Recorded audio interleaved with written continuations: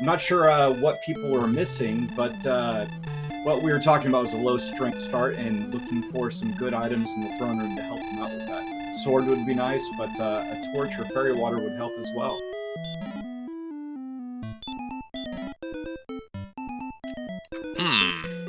What was in there? I saw some gold, and what was the other item? I saw a torch and gold. Alright, well, a torch, you can throw that at a ghost for, 4 experience points. They'll be 1 point away. Yeah, this will be interesting. A lot of times in this situation, you're going to want to come back and save the gold so that you can really run around the map and look for a town, because buying a weapon here would really help. It would. And with 580, 593 gold, that's easily hand axe territory, assuming that there's a town nearby and they can get to it. Seawolf1 starting off with a pair of red slimes, getting pretty close to level 2 already. Yeah, red slime is pretty much the best enemy you can hope for right now, and they're popping up for both runners. So I guess since they're right here near the castle, it shouldn't be too slow of a start. The red slime seems to have no abilities, so they'll have no trouble outlasting a few of these. 6 strength, we're doing 1 to 2 damage. They have 3 damage to work with. Seawolf decides not to throw the torch at this ghost and pays the price, whereas Brian gets a ghost and down it goes with the torch throw. So quick level 2 and a slight lead now for brianwilliams42. 3 power, 2 hit points, 6 magic, no spells. But that 3 strength is pretty nice. Now they're able to take down Drakeys pretty easily. Ghost with just attacks, and even could do some damage on a magician if you see it. But this Drakey is going to be very good for brianwilliams42. We have Seawolf1 trying to take out this magic Drakey. Be great if he does. Unfortunately, I'm not sure if he's going to have the output unless he gets an excellent move. So I'm not sure if I noticed if he threw the torch at it already. If I ever go for an enemy like this, I like to try and get the damage in up front in case, it's not going well, then you can save your torch. He actually got a crit there and it wasn't enough. And here comes the torch. Seawolf with the Magidrakey kill from level 1. Puts him very close to level 3, and a red dragon close to home for brianwilliams42. Not what you want to see right now. No, not really. That red dragon so close to tentacles is not what they want to see. Let's hope that the map allows them to explore in other directions so they aren't funneled in this opening area. And we have our first DL2 breath on the ghost. Not nice to see that.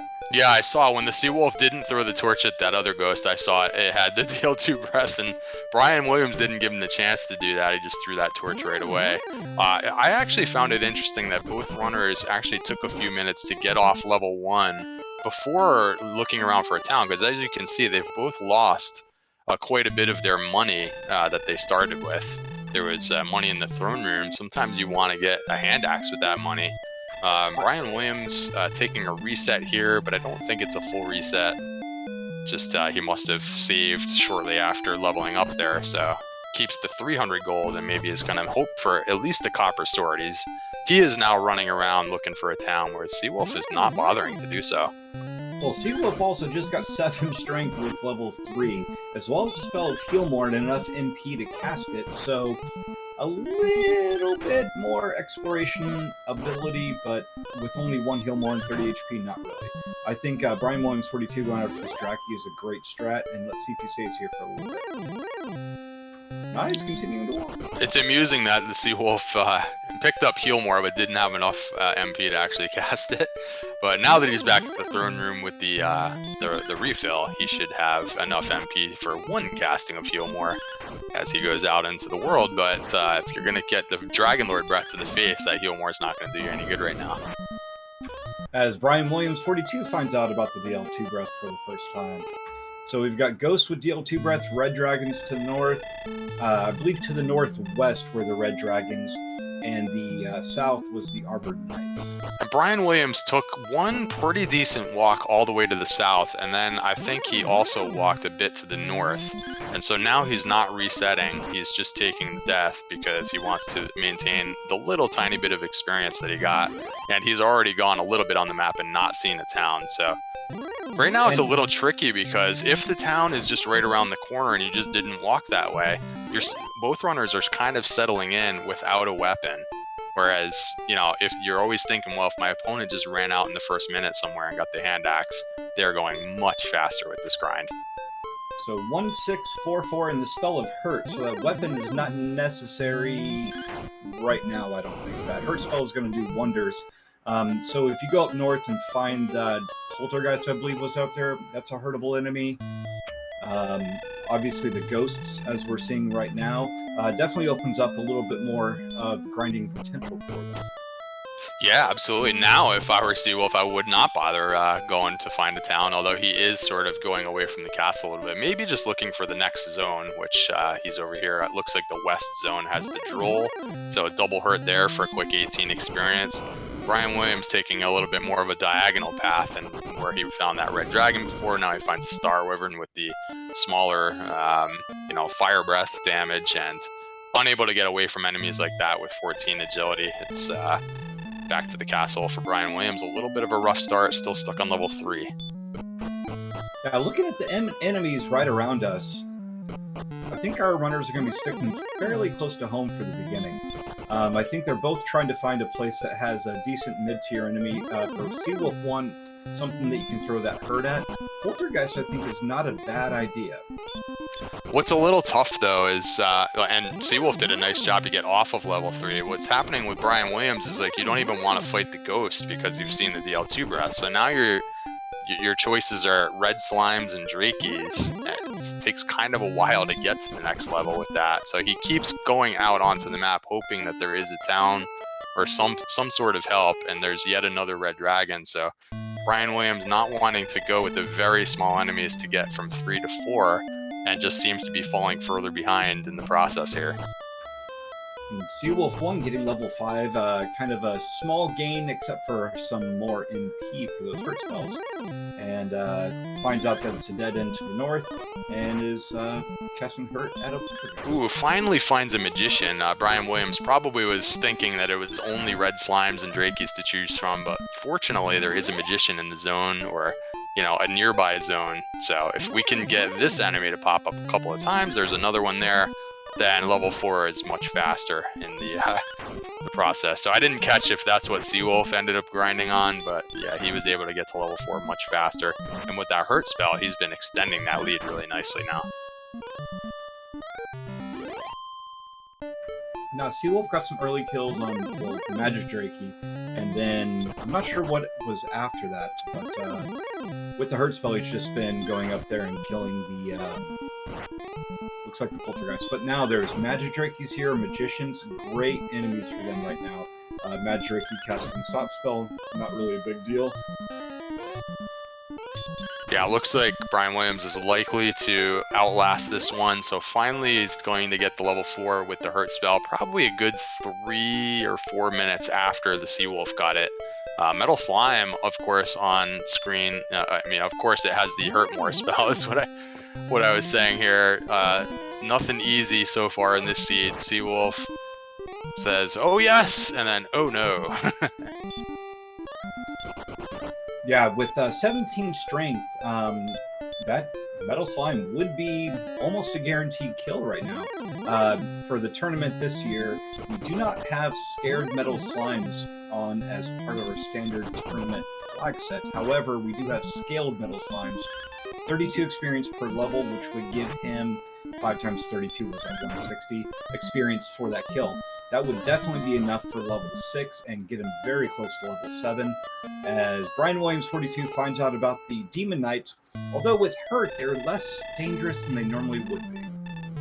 Yeah, it's just that the agility score hasn't really progressed yet, so anytime you're finding an endgame monster like that, you're a pretty big underdog to get away.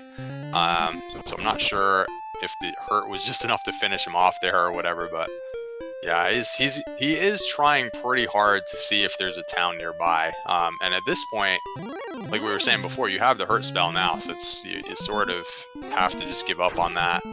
And yeah, now he's just kind of looking around for the zone 2 to the west and finds a Droll who unfortunately puts him to sleep. I don't think this was happening so much when the Seawolf was grinding on the Droll, but Seawolf saw us sleep once, I believe, from the Droll. Fortunately, not hitting very hard, able to take it out with the next hurt spell.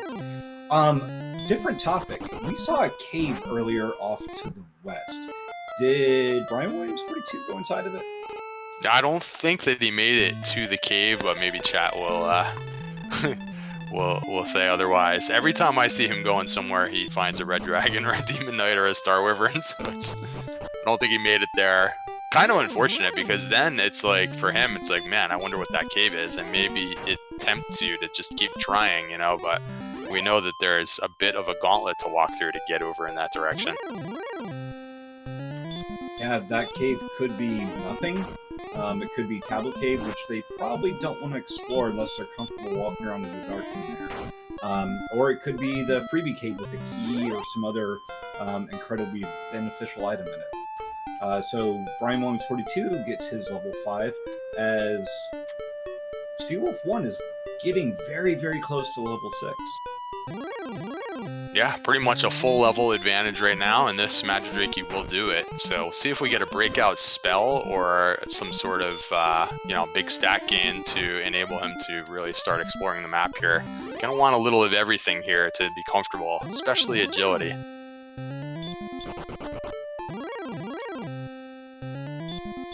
Well, 9 power is definitely nice to see, as well as the spell of heal. So unfortunately, I don't think they're going to be exploring too much with these fairly nasty enemies out here. Ooh, that was a funny miss menu where he was reaching for the hurt spell that's been at the top of the menu the whole time and ended up casting heal by mistake. But it's, not going to really hurt him too much for this battle, just a little bit of wasted MP. Another Star Wyvern for Brian Williams. Really brutal start right now for Brian. He's got to get leveled up in a hurry here. So that miss menu definitely didn't hurt, but it definitely did heal. Also healing are very the skeletons. Nice. Sorry, I had to. Makes it all the way through the swamp here, and runs out of resources in the process, and promptly finds a Star Wyvern with. Now he has the knowledge of the fire breath attack from the Star Wyvern and the inability to get away. So there's a bridge over here leading to some greener pastures, but Seawolf gets sent home before seeing it. Wonder if he'll go back to the south or if he's going to try a different direction here. I don't like the exploration right now. There's red dragons there. There's our armor knights, AK-47s. And there's some other enemies, the Star Wyverns and things that you don't want to run into. Dying doesn't really take a lot of gold away from you, since we've died enough that we don't have a lot.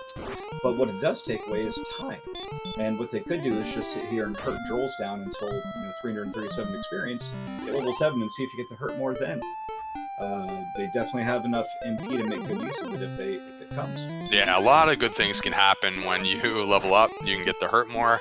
Even the sleep spell, sometimes when you have the sleep hurt combo, all of a sudden things like Spectres and Droll Magi are on the table.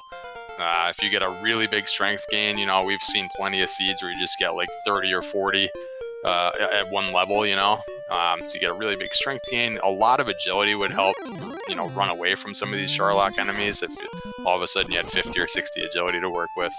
So yeah, leveling up even one time could make a huge difference.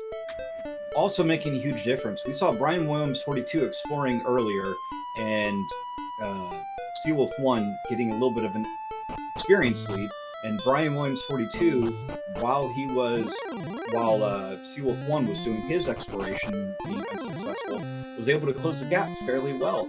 Runs into Green Dragon, unfortunately getting sent back there. Finds the Jerk Cave as that unknown cave. The Jerk, we call him that because if you don't have Bertrand's token, when you talk to him, he will toss you out with quite a stern remark. That's actually a great point, Elmore, you made about, sometimes we just look at the experience lead and it's like, oh, this guy's so far ahead. But, meanwhile, the other runner actually has some exploration under his belt.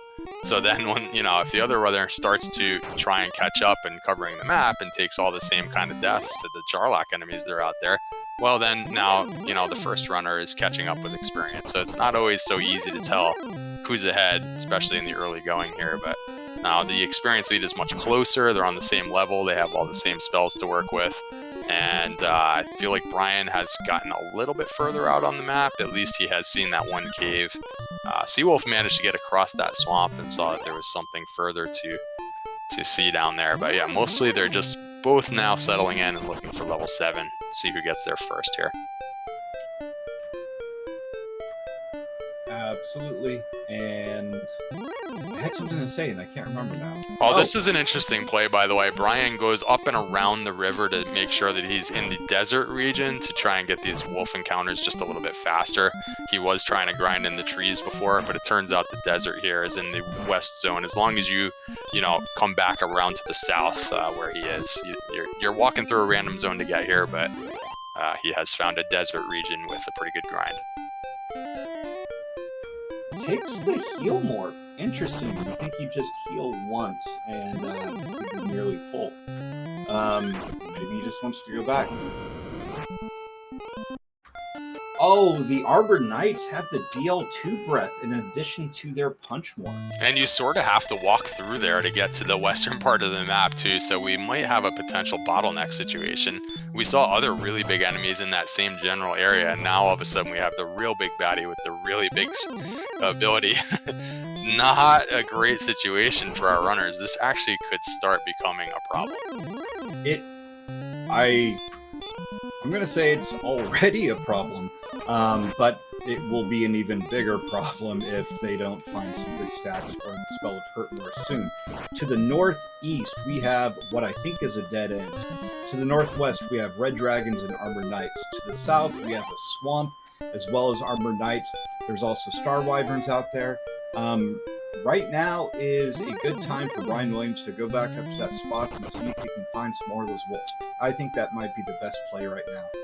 Yeah, and I think what happened was he tried to walk around there, but like I said, you have to walk through a random zone, and he got the Armored Knight on the way to that desert spot. So now he's decided, well, I guess I'll just have to stay in the trees because I can't even get over to that little desert spot now. You got to walk around the river, and that's dangerous. And I'm not sure exactly which zone Seawolf is in. I feel like they're actually in opposite zones. Like Seawolf's in the north-south zone, and Brian's in the east-west zone. So slightly different enemy sets.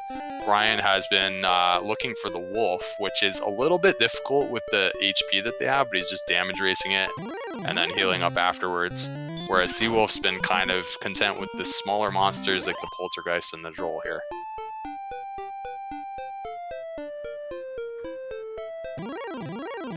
They're pretty much neck and neck when it comes to experience, though. So if Nick's kill for both of them will give them an example. Yeah, what that tells me is that the grind that Brian has found is a better grind, because he has caught up about 100 points while they've both been doing their grinds here. And he's taking the lead now with this wolf victory. And not actually too much going on with this level up. He picked up Radiant, I guess, and just, very paltry spell stat gains. But if they both end up going back to the same grinds that they were doing, then I think that Brian's grind is a little bit better. Now, he was just almost out of resources and just wanted to take a walk into the swamp for a Death Warp. He sees that kind of keeps going down there. Neither runner has really made it very far in that direction. Another Metal Slime with the Hurt More. It seems to be a high percentage Hurt More, Elmore. Not exactly what you're looking for. I guess like if they were to find the Repel spell, you're going to want to start repelling just for the Metal Slimes that are out there. Most definitely. That level, the 9 strength, not as good because they do have the spell of Hurt, which is going to damage most of these enemies pretty well. And that strength is going to be able to keep up, especially those wolves. But I think they got a pretty good chunk of MP, 12 I think, or 14. And that actually might make a difference in that wolf grind. Of course, Brian Williams42 is looking to do a little bit more exploration. So we've seen all 3 colors of dragon able to get away from that blue dragon. Oh, that was funny too. And I do the same thing where like you finally run from a big monster. It's like, wow, maybe I have some agility now. So he just checked his stats, looked at his agility, and it's like, yeah, all right, I can run from blue dragons sometimes. And he just ran away from 2 in a row. So yeah, exploration is on the table now. That's another weird swamp with one little tile where you can go to the south here. So yeah, they're both kind of starting to get out on the map. It's going to be tough for them to actually defeat monsters still with these stats and these abilities, but at least they're covering some ground. Not a whole lot of towns and caves found yet, though. No. And we really need to find one sooner rather than later. Even Brecconary would be nice to be able to heal up for cheap and continue your exploration, especially with the large amount of swamp that you're walking through right now. That one tile swamp little pass is... Oh! We have a town. SeaWolf1 has found the town of Cold. This could be huge. Yeah, this is usually the one you want to find first, unless sometimes you find Rimeldar first with some money. But here we go with the search spot. Silver Harp, required but not particularly useful in the near term. So just gets that out of the way, and he's just moving on. Doesn't even bother checking the shop. I think he had like 100 gold to work with. Just moves on. Oh, another Metal Slime with the ambush, and does not cast Hurt More that time. And he's like, all right, let me try the Hurt strats on the Metal Slime. 1 in 16 chance of just one-shotting with the Hurt spell. I kind of don't blame him when you're about to get one-shot yourself. So that's kind of an interesting idea here. Metal Slime runs away first. So he's like, I'm not running away. You better run away. He sees another town.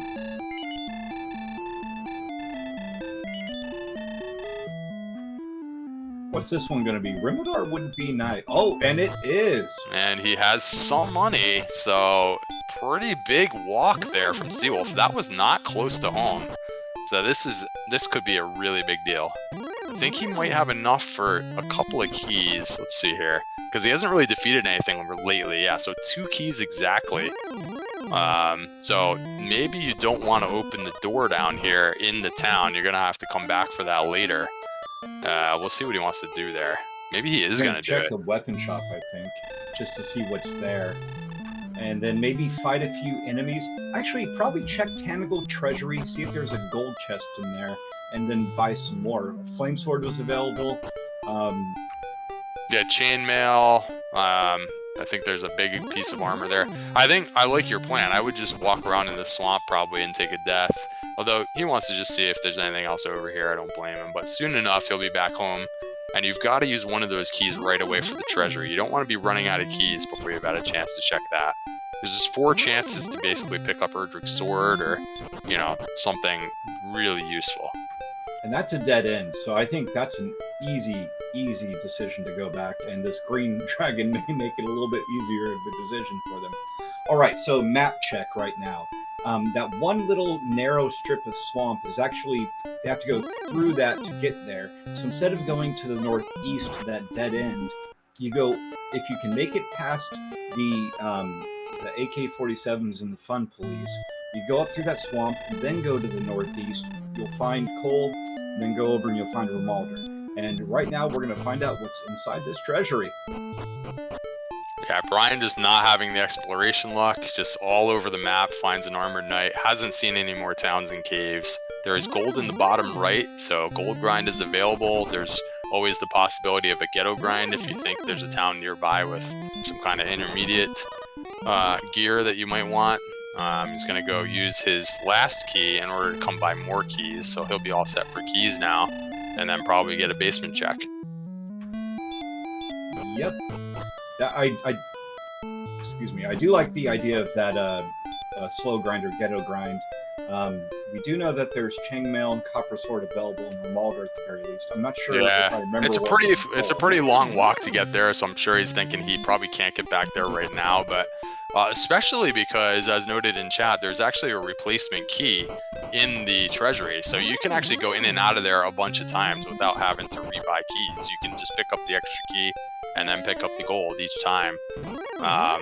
Yeah, so if there is a town a little bit more accessible with, let's say, a broadsword and a half blade or something, a large shield, you know, come back here, you can just go in and out 3 or 4 times and just go get the gear, because sometimes waiting around to find Mountain Cave or Grave so that you can set up a proper gold grind, it could take a long time to find those. And turns out that the bridge that we saw on brianwilliams42 side earlier is a bridge to nowhere. Oh yeah, Seawolf was the first one down here, and he never quite got and saw the information. We're seeing some kind of reset for Brian. Hopefully he didn't lose too much experience in the process, but no, I don't think he lost any. That's not the first time he's reset. He's been doing some exploration, and when he runs into something, he just... Finally some gear picked up, small shield and a club. Passing on the club, maybe? Just making a note of what's there, and gets the club. So club and small shield for Seawolf, and now he knows where to come back to for the flame sword. And was that a silver shield there as well? That was a silver shield. Ooh, Yeah, we're not Spectre, gonna be doing any ghetto grinding for that particular gear, unfortunately. So I guess that whole idea is, if the shop is convenient and it has, some things that you can buy quickly. But yeah, but he made a note for later on, if he could ever get a full gold grind going, he'll be coming straight back here for some really good stuff. Brian has just absolutely not found anything. He's just all over the place here, actually running away from some pretty big monsters now and keeping up experience-wise, but just falling really far behind with exploration, not having keys yet, and, not having found the towns, and it's just been rough. A lot of empty space for Brian. Most definitely, and looks like Seawolf1 may have been a little bit lucky in his first trip to Remalder, as I think he's trying to go back to check the free chest there behind, well, not free, the 2 key chest there, since it's a known quantity that he can get to. Unfortunately, sitting home by an AK-47. Probably going to be sitting home by this Red Dragon. This is just brutal. Like we haven't really even emphasized enough. Like every time they get out on the map, there is just the possibility of getting sent home. That's right near home. There are really, really big enemies, and it's just a wonder that Seawolf actually got as far as he did on the map on level 7 and found these towns, because sometimes they're taking 10 steps out of the castle and just going back immediately. With those wolves, I don't think the Seawolf1 has seen the Zone 1 enemies. We know that he's spent a lot of time grinding on the Zone 2. Maybe I've got those reversed. But with Brian Williams knowing about the wolves in the area just to the west of Tanago, it makes it seem like you would just sit there for, sit at 40 XP each, kill 4 of them, you got the next level. Yeah, you know me, I absolutely would have done that a long time ago. Both of these runners seem to be content with level 7. I don't know, I mean, they do have agility in the 40s now, so they're occasionally running from big monsters. They're not able to really... it's close, because if you try and use hurt strats on a slightly bigger monster, the problem is you don't have enough hit points right now to survive 2 hits. They don't have any gear to lessen the damage. So it's like with Brian Williams, 36 hit points, what am I going to throw the hurt spell at right now that makes any sense, So it's kind of like the wolf is your best enemy. Why not just fight it a few times? I don't know. Maybe he's got that idea, because it looks like he's heading that direction right now. Yeah, he's going to try and turn the corner around this river, and we'll see if he heads back to that little nook where he saw the wolves before, because, yeah, I mean, he's done a lot of walking around and not a lot of experience of the game, but no, he's still going back out there. I just don't know what you can defeat right now, so this is a kind of a tough section of the race where you're not seeing a lot of in-between monsters. There's Sharlock enemies close to home, or you're picking off these Magidrakes and red slimes along the way, and not really getting much closer to level 8, and you're just taking a lot of deaths. So, I mean, I don't blame them, because it is always like a rush to go see what you can find, but sometimes you're just dying a little too often. True. You know what? I've always been wondering what the NG stood for, and I think I finally figured out. You're up to a nice grind. It's always a nice grind with Dragon Warrior Randomizer. Yes. More levels will solve all the problems, always. You will always be able to beat this game. There's no unbeatable seed if you can at least get started. Because, level 30 is always good enough to win. That it is, and brianwilliams42 in the 3 wolf experience away from the next level. Taking out this Druin with hurt, not bad. Yeah, they both seem to be just on the mindset of going out on the map and just picking off the really small monsters on the way. So Druin's here, Droll's there, trying to run from the Star Wyvern. Star Wyvern has this small breath, so we get another try here, but no, 1 run block and you're back home. So that's the thing, it's just no progress is made when this happens. You're not gaining experience and you didn't get anywhere new on the map. There are these bottlenecks that you sort of have to walk through to get to anywhere new. And it's just rough. One is settled into that same grind just to the north of Tanago. Yeah, and because he hasn't seen the wolf grind, he feels like the droll is like the best bet, which is kind of brutal. Like when you decide you have to get level 8 with droll victories, that means that you think the overworld is pretty nasty. I think these both these runners are experienced enough to know that the overworld is incredibly nasty. And you know what's funny though is that the lead exploration-wise that the Seawolf has, it hasn't really meant anything yet. Like he doesn't have more experience than Brian Williams, and he doesn't really have like anything to show for it. So sure that he got the harp, but that doesn't do you any good right now trying to battle enemies. And everything that was in the treasury and all that sort of thing, it didn't get you any closer to getting the sword or the armor or anything. So it's nice that he has keys, like if he can find the next town, like he already has keys, let's say if he finds Garanham or something. But for right now, it's just, it hasn't panned out yet. So Brian Williams is still in it. And the one thing he does have is the knowledge of where those keys are. So if Brian Williams42 walks in a different direction and finds Garanham or Cantlin, or even Grave, and doesn't have keys, he'll be at a little bit of a disadvantage, unless of course he finds something that has another key in it. We've only seen, I believe, one overworld key chest so far, so there's 2 more out there. Oh, absolutely. Yeah, that's the major thing with the key advantage. Your whole routing could go a lot smoother because you can just, you don't have to revisit a lot of places in the long run. So we'll see if it works out that way for Seawolf. Very close to the level. This will do it for Brian Williams if he's successful. You could always learn Hurt More right here and break the seed open, or it could be just a zero burger. Let's see. And I do think Hurtmore would break the seed open. We've already seen at least 2 enemies, the Green Dragon and the Armor Knight, that are Hurtmore pretty easy. That was not it. Is pretty close to a zero burger. I think we got some 1s, maybe a 2. Oh boy, that's gross. 1021 in chat. So now if you're Brian Williams, it's like, man, I just took all this time to get level 8, and then think about how far away it is to get to level 9. Am I going to just sit here and look for the wolf all the way until level 9? Meanwhile, I'm getting sent back by these ghosts. Like, oh my gosh. Really a tough choice here, and none of it, you don't have any good choices. It's like, what's the worst of all worlds here? Like, what's the least bad thing I can do? I think the least bad thing you can do is kill the 9 wolves it's going to take to get to level 9.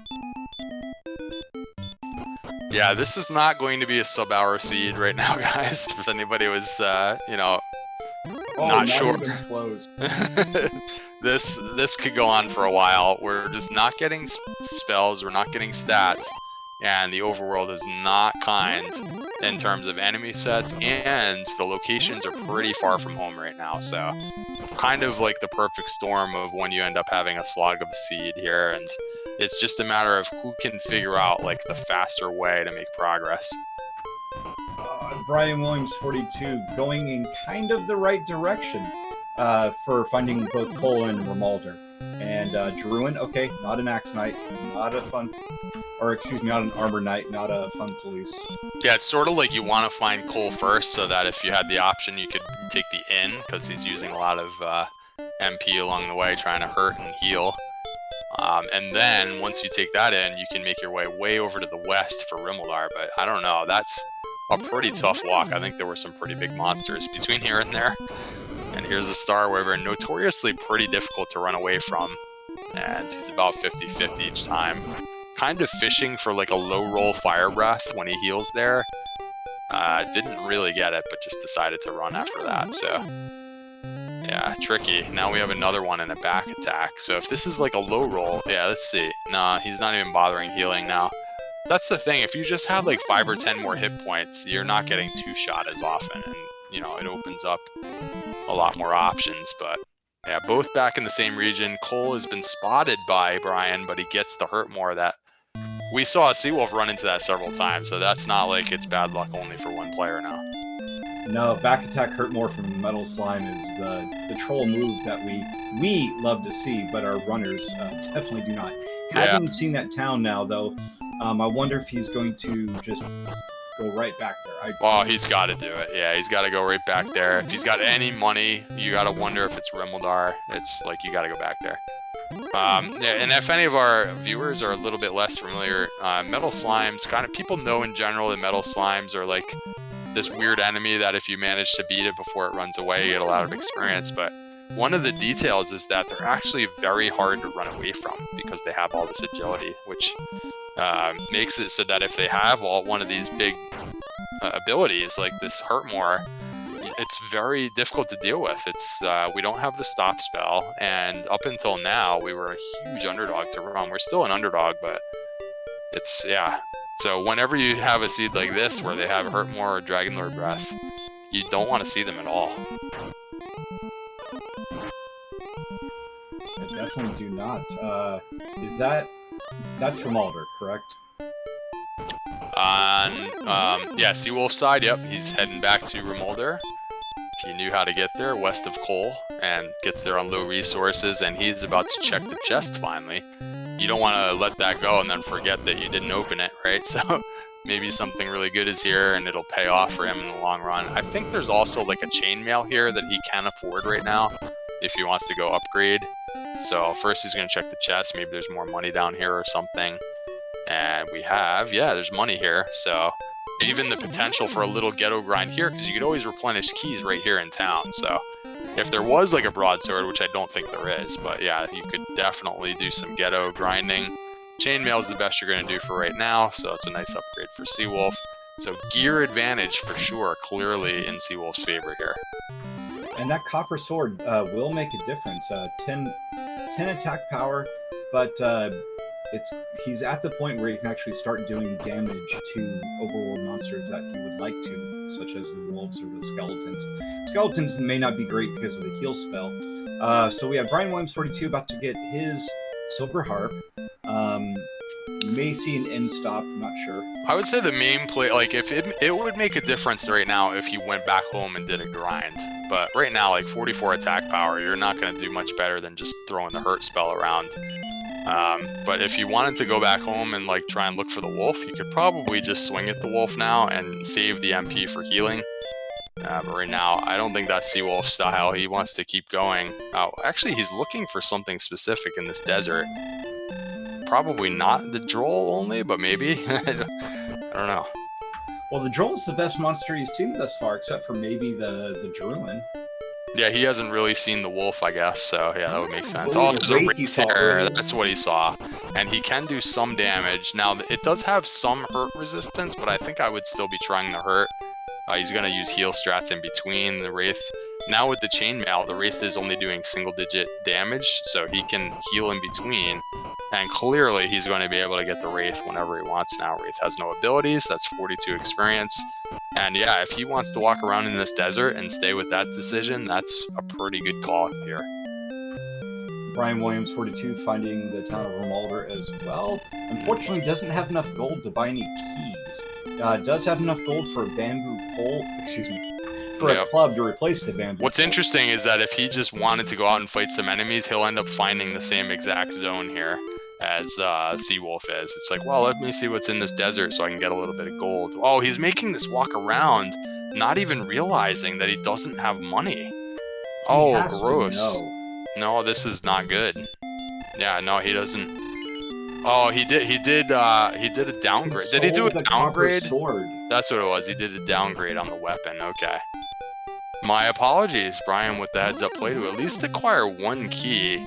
Now, the trick here is if you can get enough money for another key at Tantagel, like let's say if he grinds a couple of wolves, then he can just open the one door, and then at least we know that there's gold in the treasury. So he needs to get 85 more gold together, and then he can make that happen with the rest of the keys. But Spectre's not a bad enemy here. I think he should be successful here. That's a pretty good chunk. Seawolf, I didn't see what sent him home there, but he was doing pretty well with that wraith grind for a little while. Experience is pretty close though, despite both runners kind of stopping and grinding here and there. And the exploration is kind of evened up because Seawolf hasn't really found anything new, right, since finding Rimuldar. So, I mean, he's opened the chest in Rimuldar. Brian's going to have to come back and do that at some point, but pretty close here.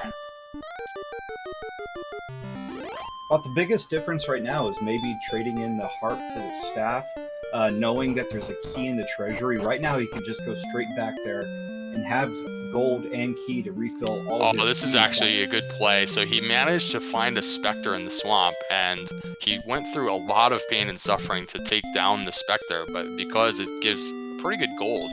So now he has enough money to, I guess maybe he fought 2 specters.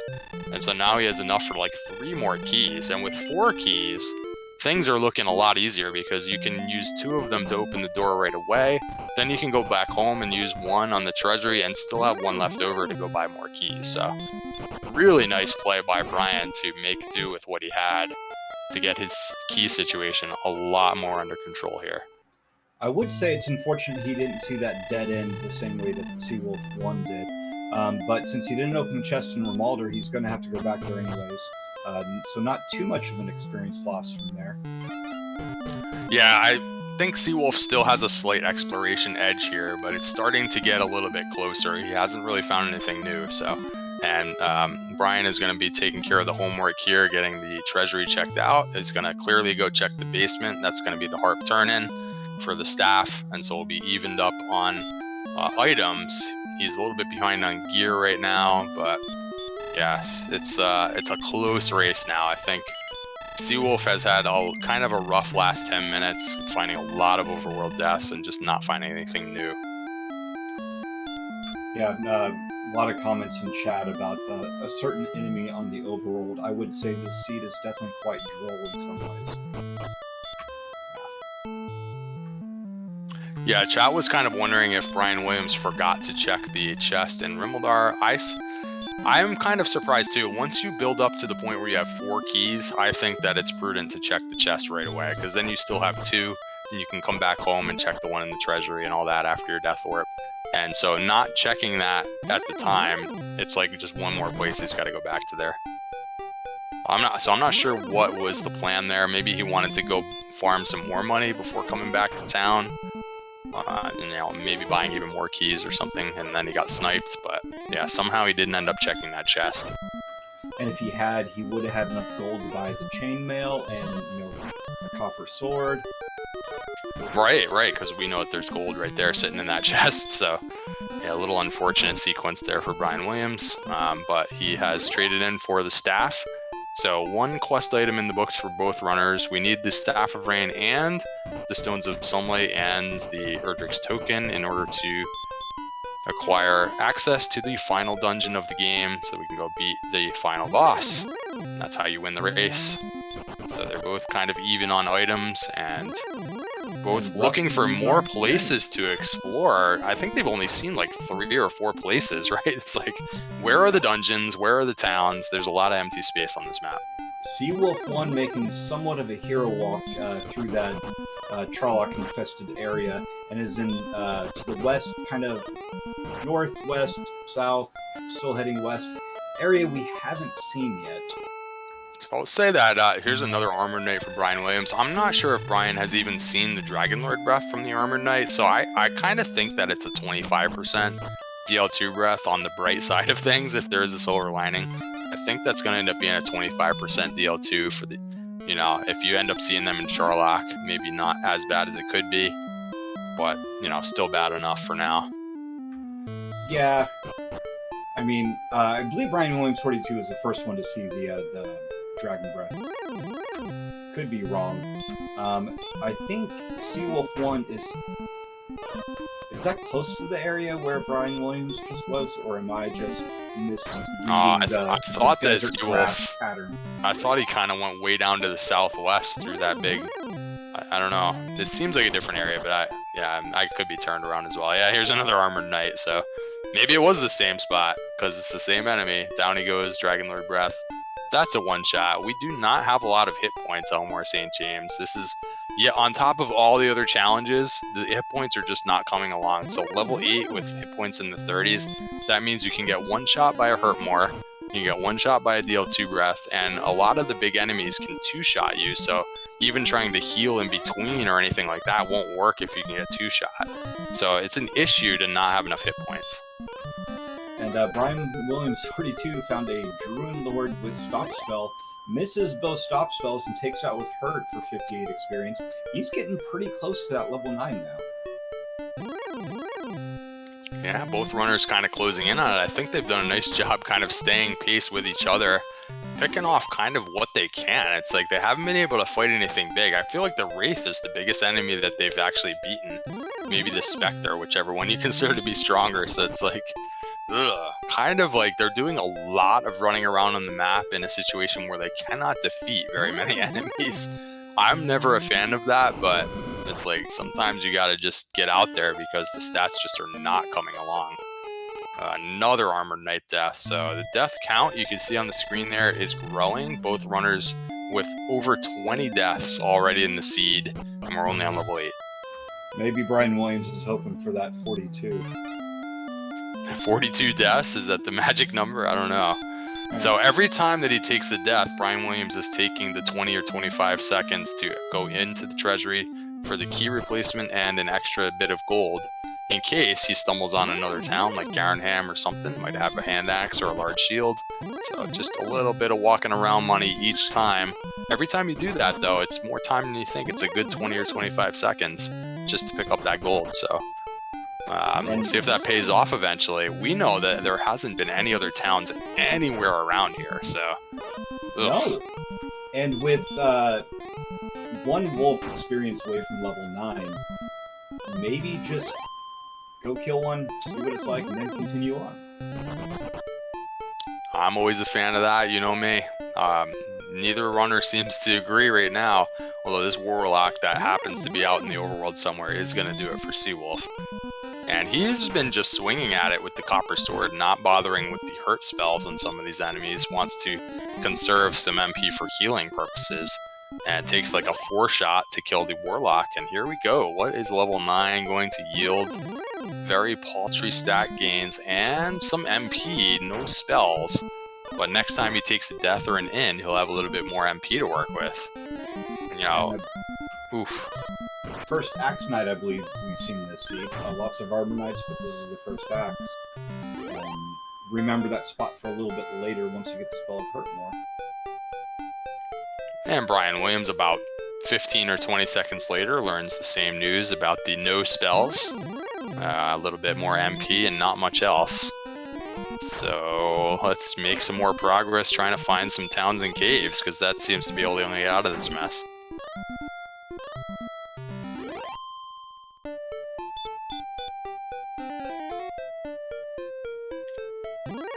Seawolf is heading back down. Remember, he almost saw the dead end down here, but didn't quite get to the end.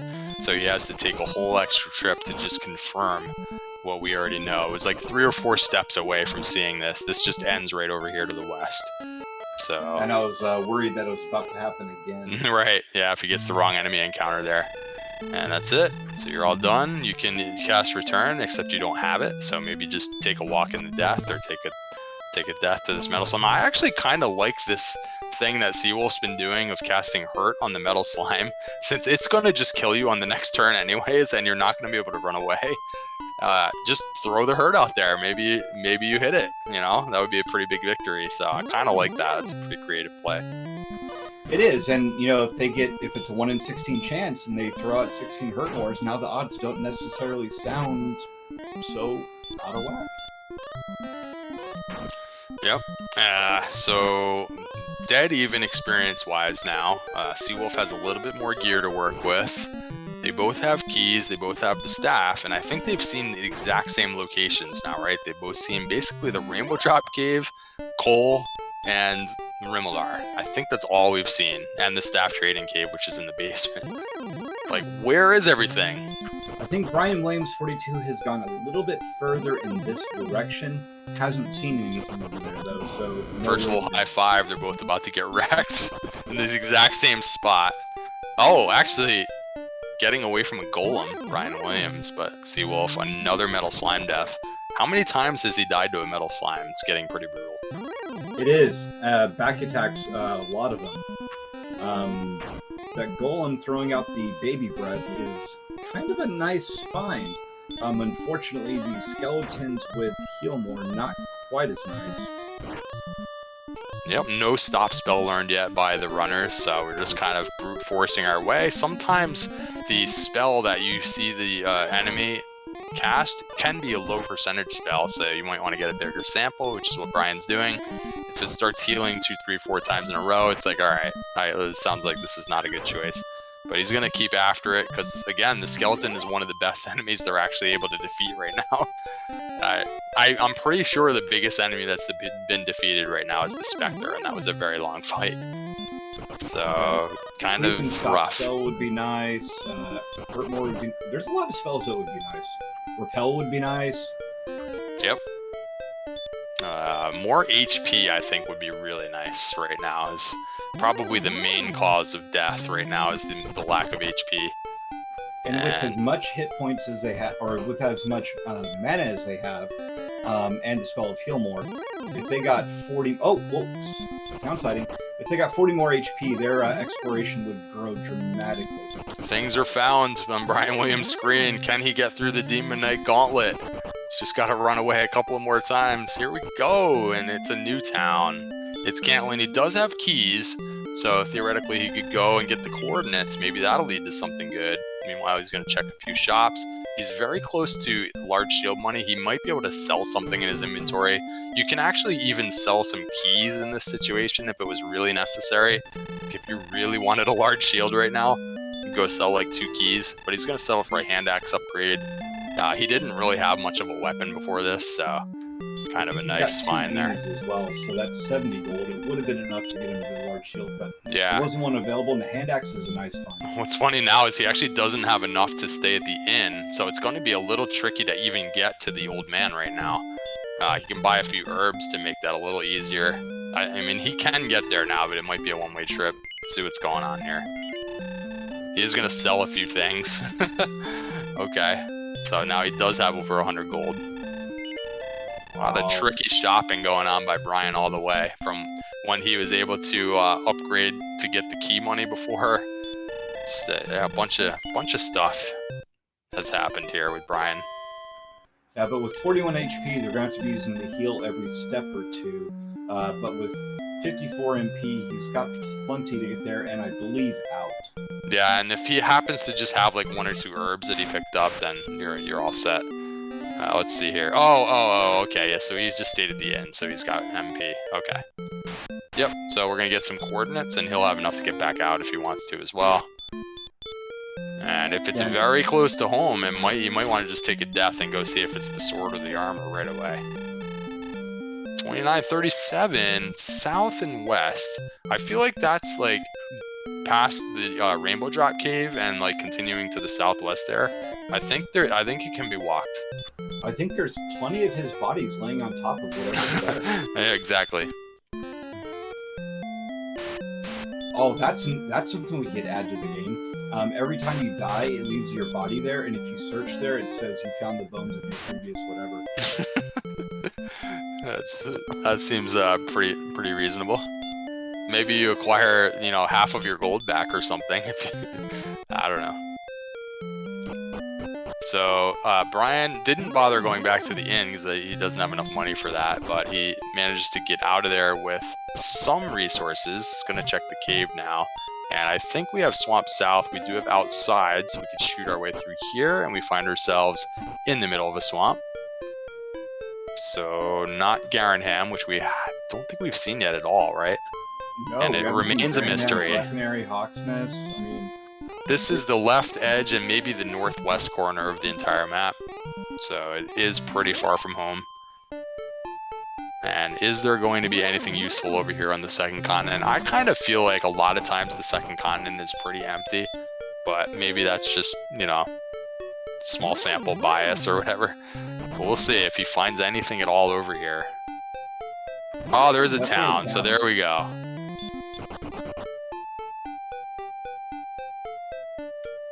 Could be Hawksness, haven't seen that yet. No, it's Garenham. What a find by Brian. He does have keys. So here we go. He could sell like the dragon scale to take an inn here, which I think is what he's going to do. So that he can get the 25 gold for the inn. And so just in case there's a dungeon back here, all of a sudden you have that death warp. with the, ability to do a gold grind for Flame Sword Silver Shield. So this could potentially be really big depending on what is in the basement here. And there's guaranteed to be something with a chest in the basement. But I think he's hoping for, like you mentioned, either grave or mount. And just gonna double check the shop. There's a broadsword there, but again, I think that if he can set up a gold grind, he's going Flame Sword Silver Shield right away. There's a full plate, I think, also in Rimeldar if you make it all the way over there with some money. So, yeah, this is a pretty big find for Brian over here on the second continent, I think. First of all, there are 3 chests that could break things open right here. Let's see. Herb, fairy water, and another herb. Oh, that broke things wide open, guys. 2 herbs and a fairy water. We are cooking. I mean, not just the first, but the second herb we found this seed. I mean, you can heal like 30 to 40 damage with that herb. It's huge. Oh, what's this? The Erdrick's sword is found, I believe, right? Or was it the Erdrick's tease? That was the tease. That's too bad. We've been teased. At least I was teased. So 2 out of 3 quest items now. You are required to come over here and find this town because the token is required to beat the game. And I think that this is the end of the continent. He's explored the southern coastline to make his way over here, and it looks like this northern coastline is just going to go straight back. He's going to try and confirm it, but it's a small little continent. You do have to come over here, though, to grab that token. And he is going after the Goldman for what I can only assume is gold. They do drop a lot of gold. I guess you could pop back into Garnham and just get some herbs. I don't think they've had an opportunity to buy some herbs yet. 2 steps away. What's he going to do with this gold? No, he's just continuing on. Okay. Maybe buy some keys. He's getting low on keys. Wants a little bit. If he takes the death I warp. think he's going to go back in a second. He's just walking around a little bit, doing a little bit more exploration. Yeah, wants to full clear this second continent. It is opening up to the north, but I kind of thought that this was circling back. Uh-oh, it's a metal slime. Oh boy, we have a red screen. HP, definitely a much greater chance of surviving. Not 2, though. Yeah, it's still an underdog to run from them, I think. I think somewhere in the 60s for agility is your break-even 50-50 to run from a metal slime. And we're not quite there yet. So he took a shot, didn't work out. I think he saw most of the continent. It's going to kind of eat at him like maybe I didn't see the whole thing. But does he go back there? Instead, what we're going to do is we're going to start counting out these coordinates. Now, we are going to have to go southwest, but he's starting off by counting north, because that's the way. You have to go around this river to the west. South and west. I wonder if it's going to be on that one little island that you take the bridge to get to. No, I think that's too far east. You got to get a little more west. So I think it's like you got to go down past Rainbow Drop Cave, which was a little bit west of here. You may not even be able to get far enough, but I think that they went down that way before.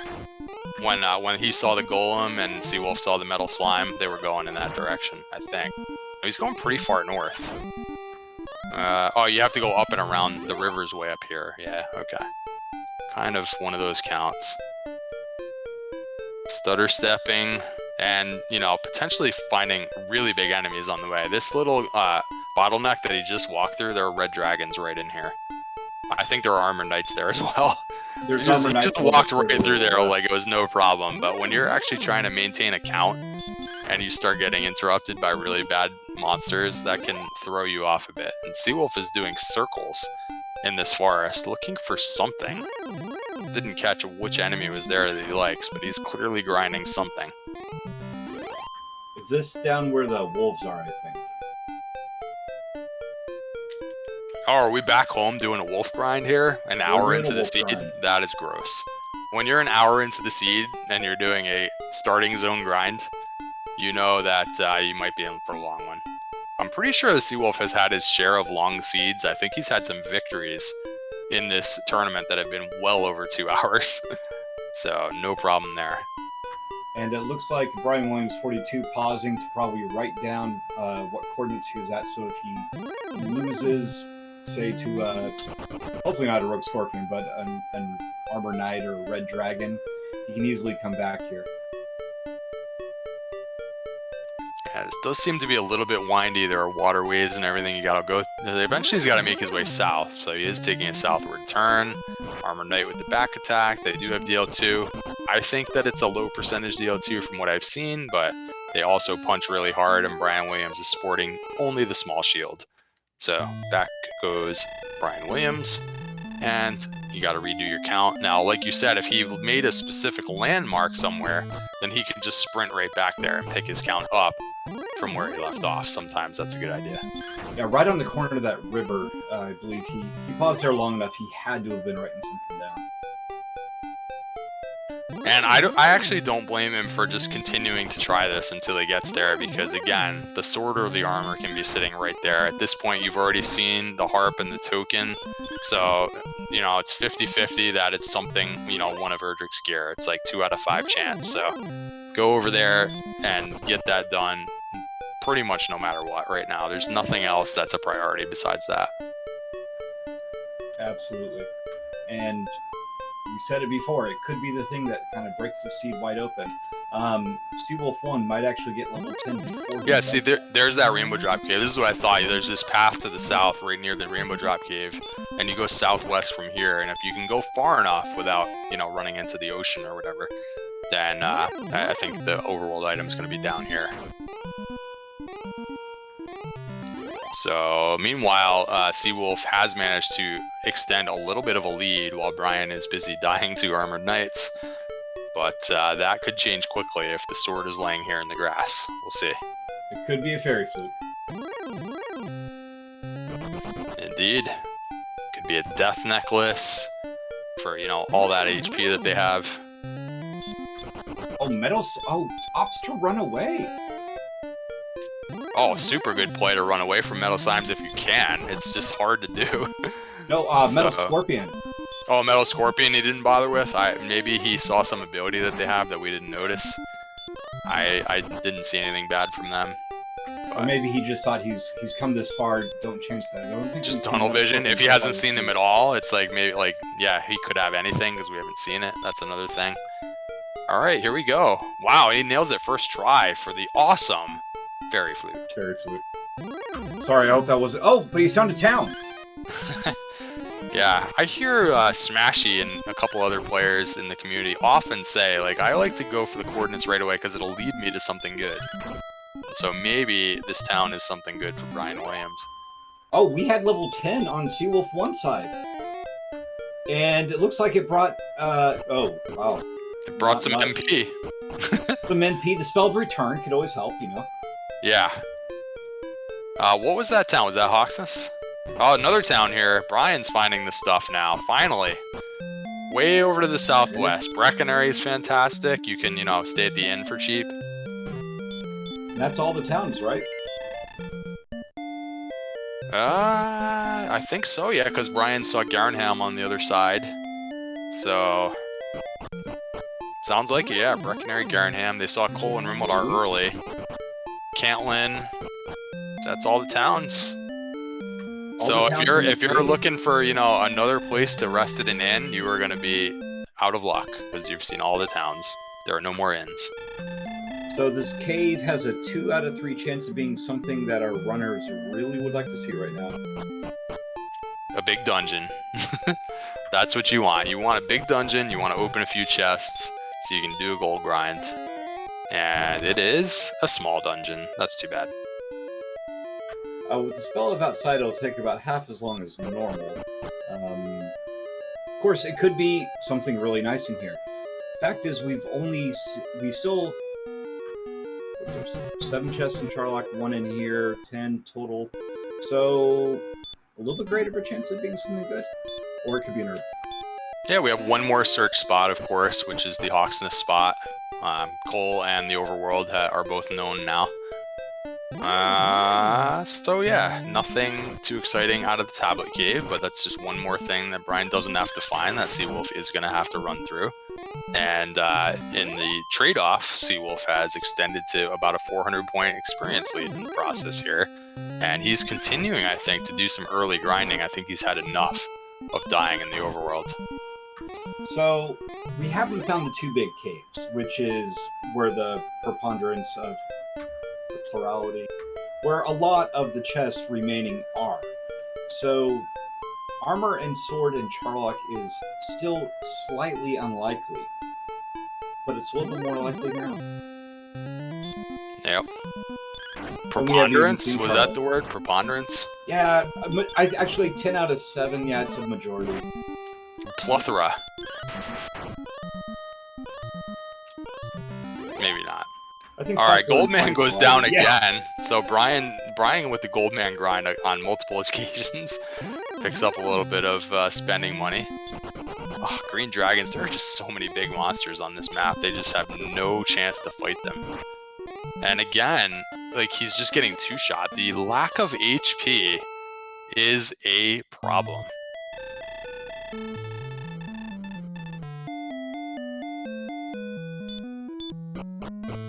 Lack of HP, lack of hurt more, and honestly, repel would be... Honestly, maybe not... I keep saying honestly. Repel may not be a very good spell right now, just because they would start to repel some enemies that they can kill.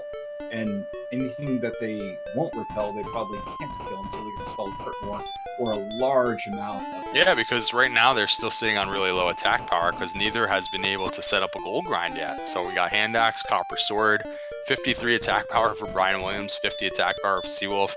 You're talking about really not being able to swing at things like Green Dragons and Star Wyvern and Armored Knights, which they're seeing all over the place. You really are going to want to stick with, Druins and Spectres. Right now, Seawolf's been on a droll grind for like 20 minutes. I mean, that's how bad it is. So, no, there's nothing good happening right now. It's like, I think Brian Williams is just motoring ahead with trying to cover the map. So he's now found more locations, which theoretically will put him into grind and go mode faster if he can find everything. But in terms of being able to fight anything, it's rough. So which town was this? Because he has seen all the towns, right? So that's Cole, I believe. Oh, is it? He's back to Cole now. All right, well, almost. Unfortunately, the Metal Slime is here. Doesn't cast Hurt More for a turn, but no, we're back to Hurt More. Looks to be a 75% Hurt More from the Metal Slime, so pretty bad news. I mean, unfortunately, we've seen a large enough attacks and hurt mores from it that I think statistically 75% makes sense. Yeah, we have 31 deaths now for Seawolf, 28 deaths for Brian Williams, 42, and it feels like we're only halfway through. If they finish in under 2 hours at this point, it feels like it's going to be impressive, unless like the next level just breaks everything open, but one hurt more, I think, is really going to help. That's what I feel like Seawolf is actually banking, like he's all in on just next level is going to be hurt more. Like, he has not made any progress on the map for 20 minutes. He is just looking for drolls. Like, he wants this level so badly. And it's like, if it pays off, if he gets hurt more, it's off to the races. And it's going to take Brian actually a while to get to level 11 at this point, So, but if the level doesn't really help Seawolf, then at some point he's going to find all the same things that Brian already found. So of note, they're both in the same zone. It's just Seawolf1 is in the forest and Brian Williams42 is in the desert. Yeah, Brian had found this earlier where you can walk up and around the river through an Armored Knight zone, I think it is. But if you can get around it, you're back into the west zone here where the wolf grind is. So Seawolf has managed to find the wolf grind. Originally, he was up in the north-south zone, which I think only had the droll and, some smaller enemies like Magidrakes. But now the wolf is mixed in over here to the west. But yeah, if they both stay here, advantage Brian Williams, since 1 out of every 8 steps you'll get an encounter in the desert, whereas it's more like 1 out of 16 in the trees here.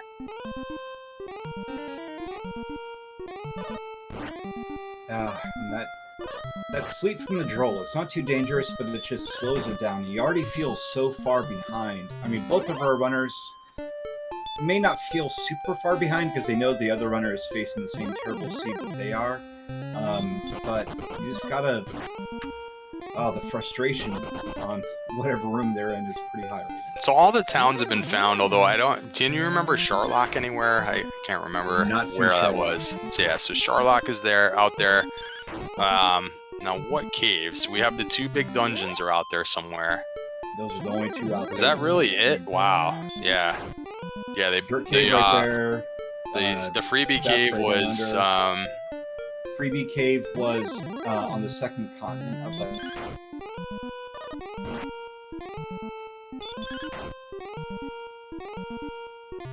And go through there. That's such a weird seed where, like, basically the only things left to find are the big dungeons, which is like what you absolutely have to find for everything. All the stuff is probably in there, and your ability to do a gold grind is also there. You walk in, he gets away from the blue dragon, runs right into another Charlock enemy, runs away from that one. So that 49 agility doing them pretty good. Freebie cave was the Garanham basement. Yeah, Garanham. That's what it was. Yeah, the staff was below 10. Yeah. Okay, there we go. Somebody put it in chat for me, so now I remember more clearly. So yeah, very, very much is the case, at least between both runners. From our perspective, the only things not seen are the 2 dungeons. I think the Seawolf still has more things that he hasn't seen, like he hasn't gone through Tablet Cave, and a couple things like that. He hasn't seen Garanham, he hasn't seen Swamp Cave. There's a lot he hasn't seen. Yeah, the whole 2nd continent, he didn't get over there yet. So he has the keys, so if he goes in a slightly different direction, doesn't find Swamp Cave, and finds the other 2, we do know that you need... Yeah, you got to get to the 2nd continent for the token, which was in the freebie cave, which was in the basement of Garanham on the 2nd continent. So he is going to have to get over there through the Swamp Cave at some point. So finding the Swamp Cave seems to be required, unless somehow it all connects as one big continent, but it looked like it was 2 continents. Oh, as far away as that is, it's almost certainly 2 continents, especially since the southeast corner that we saw was nothing but water.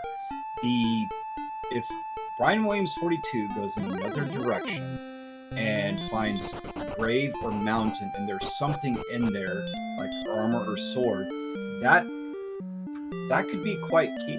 Oh, did Brian never actually open this chest? I think he just remembered that he never opened this chest. He never did. And so there is gold here. I'm trying to think, like, there is a broadsword somewhere. Now, he already has the hand axe, so it's, like, not that big of a deal. The broadsword is not here, though. It's somewhere else.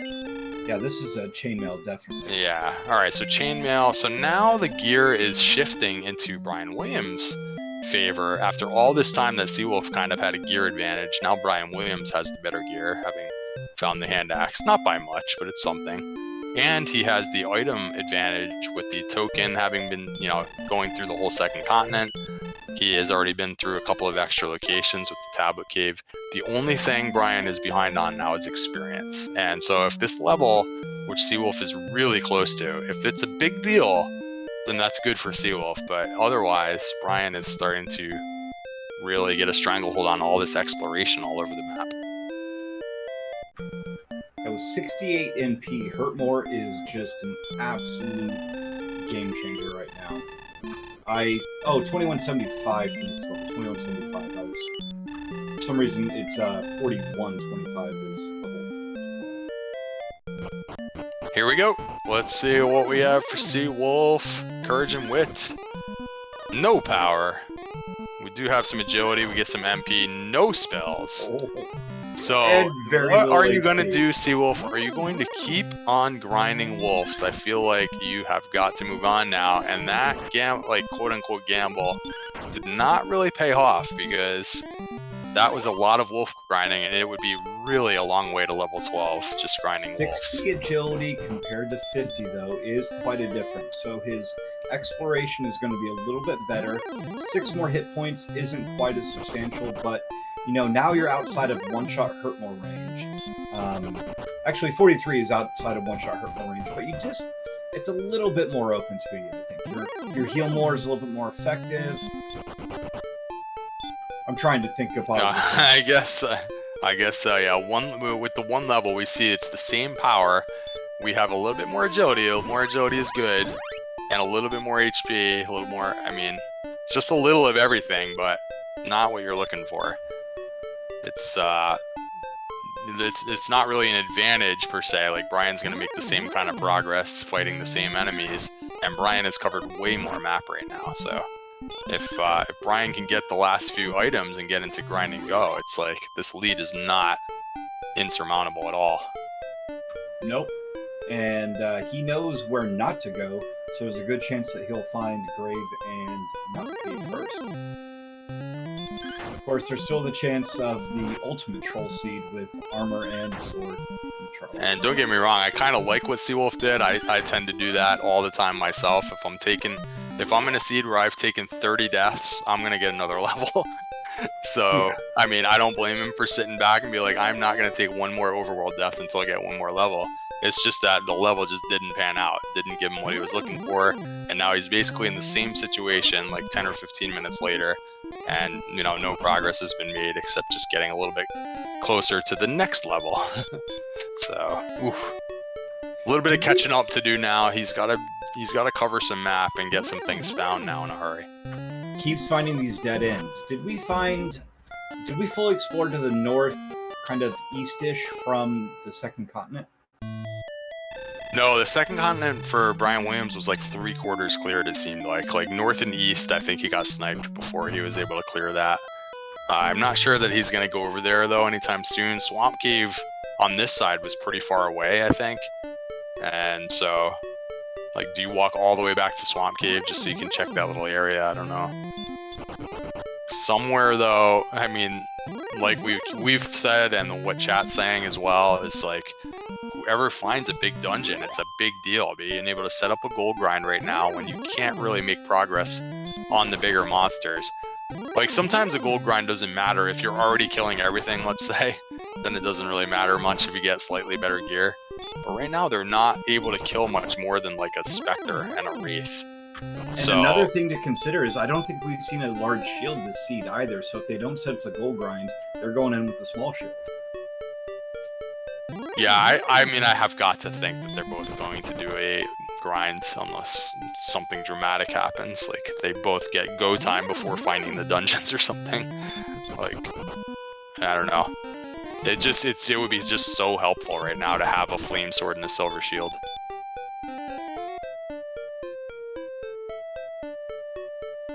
Alright, chat's saying that there's a large shield in Cantlin. Okay, yeah, if you want to make your way back over to Cantlin. Since you already have coordinates, you're hoping not to have to go back to Cantlin at this point when, you know, things like the Flame Sword Silver Shield is just right at Cole, which is like the first town. So yeah, it's hard to say.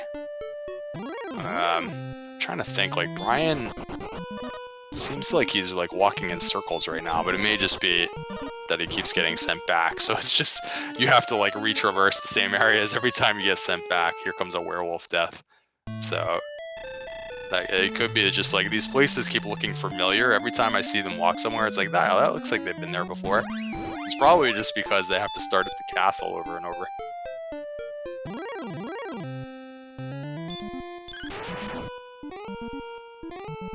Oh, Seawolf1 going back again. I mean, it wouldn't be too crazy in Seawolf's shoes to just get another level. Like, even if all you got was like, you got your hit points up to like 75, so that you could just withstand one Dragon Lord Breath attack, you know what I mean? Like, just anything would help at this point. Just getting one shot over and over and just constantly being sent back is brutal. Like, here's a red dragon. He takes 10 steps and now it's just a red dragon, so like he gets away from that one, but you're just constantly getting sent home.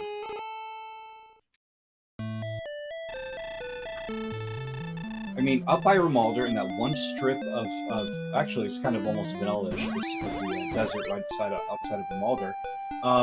You know, that may not be a bad place to sit there and get 42 experience a pop. Right here, Druid Lords, excellent enemy, excellent move. Oh my goodness, level 11, excellent move. Just oh, and the Druid Lord has stop spell. I would stay right here if I was Seawolf, and I bet you that's what he's gonna do. No, he's walking through.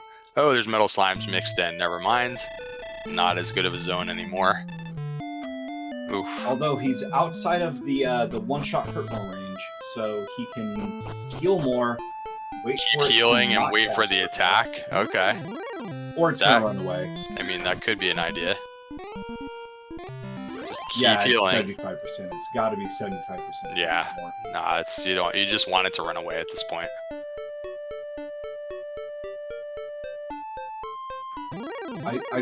He has to have seen this whole section right here already. I'm not sure why he's coming back. And that's a good play by Seawolf. He has played well. The whole like hurt idea before on the metal slimes I thought was really good. And now just the idea of like healing until it runs away. That's kind of cool too. Like you're not going to be able to run away. So let's just wait for him to run away. Question in chat, is 80 minutes too late to master a reseed? Technically no, but given that we're an hour and 20 minutes into a particularly difficult seed, I don't think they're going to do it. They know that the other person is having just as hard a time as they are, so they're not necessarily at... Plus, there's nothing like unbeatable about the seed. It's like they are making progress, so... Reseeds are usually like if you just can't make progress, like you're just sitting on 0 XP for an hour. Yeah, I mean, they're walking a marathon at this point, but it's definitely doable. So, let's see. Seawolf sees a town. Like we were saying, he has not seen as many places yet, so this might be a new location for him. I think that's Cantlin? Yeah, and he hasn't done the coordinates or anything, right? So he needs Cantlin. He's got a lot of catching up to do with these locations. Oh no, this one was Hawksness. And we're not at all ready for Hawksness. That's the last search spot we need. Tablet is just to the west. Right, so, you know, he would want to get in and out of Tablet, which isn't going to yield anything, but he needs to check that off his list. A lot of runners actually keep a literal list of locations. You see people post there, you know, the maps that they draw along with all these, like, boxes, these check boxes of, here's all the chests that I need to find, you know, all the search spots, so... he would be happy to get in and out of Tablet, just get it over with, one less place. Ooh, Wolflord might be a great enemy right now. Stay at this end, go back there. I mean, that's easily killable. That's the best enemy they've seen, right? Yeah, they haven't defeated anything stronger than that yet, I don't think. Normally we think of Wolflords as Hurtmore fodder, but right now, just swing. Get some herbs.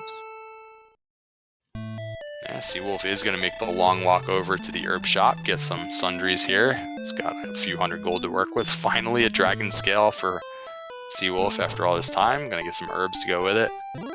So, yeah, an hour and 20 minutes in. Like, finally getting herbs and a dragon scale. That's how this seed is.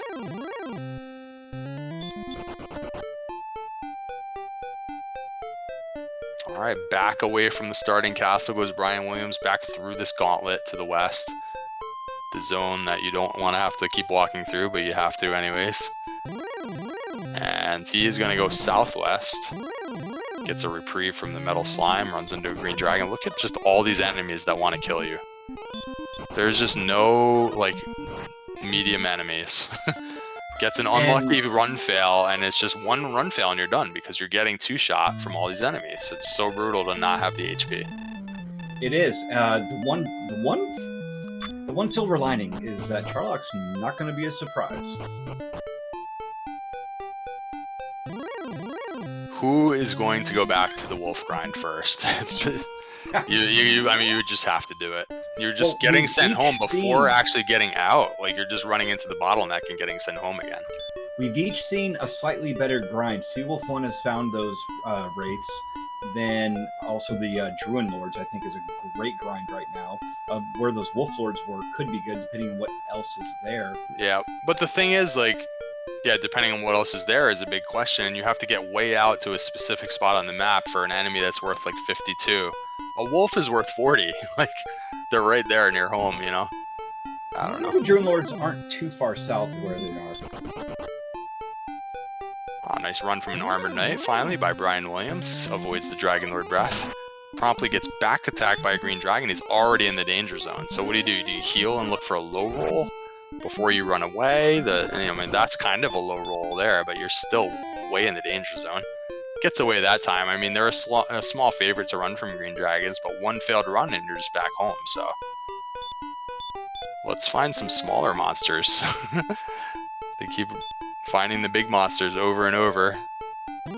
Just making a note again of where Hawksness was. I feel like he's already been over here. Wasn't this... Oh, Charlock sighting, though. Where is this? It seems like it was fairly close. It's like he went south. Oh, and there's a cave. It's got to be one of the big ones. Oh, this is a pretty big deal. Swamp? Over here where Brian is going past Tablet Cave, like, I thought this was full cleared here. wait. There's a bridge here. Okay, it wasn't cleared. And maybe this is where... Yeah, Seawolf was just here. Okay. So they both figured out that that wasn't quite cleared over there by Tablet Cave, and we have more map. You have to go way over here to get to Sharlock at the end of the seed, and there is one of the big dungeons right up here. Brian's going to see it momentarily, which means that we could have just gold grinds happening at the same time, which is going to make this a really close race. Like, really interesting that they both found it at the same time after an hour and 25 minutes. We haven't seen the enemies here because we've only seen outside through Swamp Cave. Drakima, Scorpion, Drakima. This isn't a, you know, it's slow, but it's consistent 1/2 shot.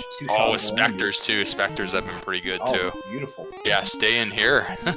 Just get a level the slow way. Dragon Scale pick up on the top chest, and down we go for Seawolf. Totally new enemy set once we go down these stairs though. Let's see. Death Warp may be difficult on this top floor.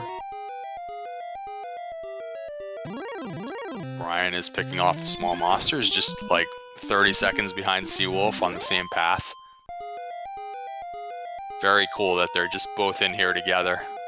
If Seawolf can get to one more chest, the gold grind is on. So can he make the 8 steps to get to the next chest? Here we go. And he's there. Curse Belt. So Star Wyvern down here in the top floor of the grave, or bottom floor of the... Virtual high five is about to happen. Nothing exciting in the top 2 chests. So we are still gearless. Erdrick Sword and Armor are still out there somewhere. And we still need to find the Stones of Sunlight.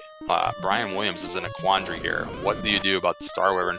I think you do exactly this. You wait for the low breath attack, which is exactly what he got there. That way you can survive 2 breath attacks in a row if you couldn't get away the first time. So good play there by Brian. Gets to the 4th chest. They're both trying to get through to the 5th chest. Blue Dragon is a very bad encounter for both of them. Oh, it has hurt. Yeah, I think that's the first time we've seen hurt from the Blue Dragons. Very nice. Alright, so you can get away from them safely, in theory. 2 steps away, Seawolf runs into the vicious red slime. It runs away, and it's just gold, so wow. Kind of a zonk. Oh, he casts outside! Oh my goodness! Oh, but here's the other cave! Oh, I cannot believe... Oh, that is crazy. Wow. What an interesting play by Seawolf. I am thinking gold grind 100%, but he just wants to get to the grave, and he finds it instantly. Wow. This is incredible. So he hasn't seen everything else that Brian Williams42 has. So if we have good gear in here, he may not need to go exploring quite so much, because the only thing we're missing right now is the fairy flute on his side. Brian's doing the same thing that you had mentioned before, which is he's casting heal more in situations where heal would pretty much top him off. And now he's just totally out of MP. Didn't really need more MP, he's just on the last step, I guess, but I guess just making sure that he hit all the way to the max. He was just waiting for the Blue Dragon to cast hurt so that he could try to run away. And now I think that Brian's going to be looking for a Death Warp because he can't cast outside. He used all the MP. So here, yeah, he's just looking for the Death Warp. Meanwhile, Seawolf is going to find the grave. Here's the top 3. First Belt, Fighter's Ring, 2 attack power, nothing to snuff at right now. 4% increase. And we have a Erdrick's Armor. Ooh, Erdrick's Armor. And we could still have the sword over there in Hawksness. There's not that many places left, so he is going to try really hard to dive the grave here because we're looking at Death Necklace and sword not found yet. And the stones. The stones like have to be somewhere in these last 2 or 3 locations. Stones are either bottom of grave or in Hawksness. Hawksness, right. So here comes the gold grind for Brian Williams. This will make his life so much easier. It's just the problem is he's got to get all the way back to this part of the map just to go find the grave. That was just a few steps from the mountain cave on the other side of the map. He may not decide to go back there. Right. Because unless, of course, he's already seen so much of the map that he may know that that's one of the only ways to go. Yep. We'll have to wait and see. I'm curious, like, clearly to me, Flame Sword, Silver Shield. Now, did he have some kind of armor in mind also? which is going to be obsoleted as soon as he picks up that Erdrick's armor bit. There is a full plate like in another shop in a different town, but if he wants to only go to coal, I think you just get Flame Sword Silver Shield money. Here's the 4th chest. Just a key, replaces the one he used.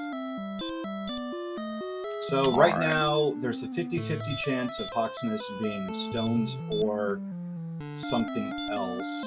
And According to our chat and our tracker, it seems like maybe Seawolf has not put on the Fighter's Ring yet for the +2 attack power. That could be rough if he gets to the end and just never puts it on.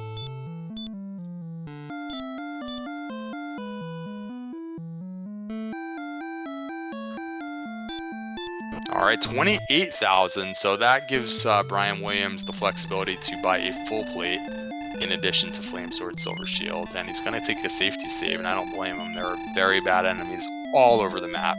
We're seeing deaths just in the dozens for both runners. So off he goes towards coal, which was well up to the north, if I recall. 70 total deaths between our runners. It's incredible. Of course, an hour and a half into a seed, and they're only level 11, well, 10 and 11, so that's pretty incredible. Just yeah, and still looking for multiple, you know, quest items and gear and everything. They're just not done yet, not even in grind and go. And running out of light source a step away, so... oh, and remembers to put the Fighter's Ring on because he had to go into the item menu to use the torch. There it is. So Stones of Sunlight are in Hawksness, and Sword is in Charlotte. Wow, okay.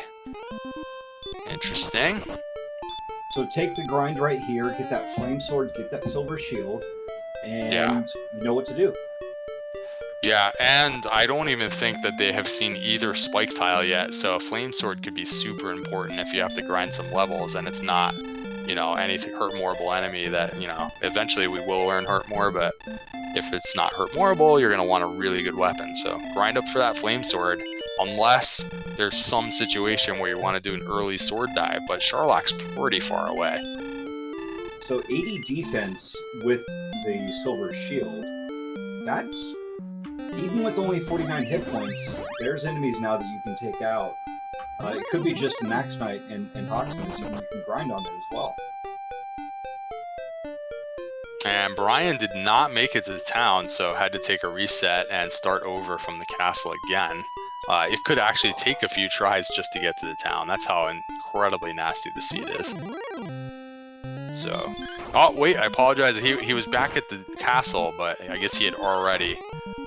done his shopping. Completely missed the shopping trip, so sorry about that. So yeah, and we should see him survive. Like the difference now, even with the 43 hit points, he can take 2 hits from some enemies now, you know what I mean? Full plate Silver Shield is way better than where he was at before. So see this knight, only 19 damage, like he can take 2 hits sometimes from a knight, and then heal more. Yeah, the full plate is not too far off from Erdrick's armor in terms of just straight up. He didn't heal more there, but... Oh my goodness.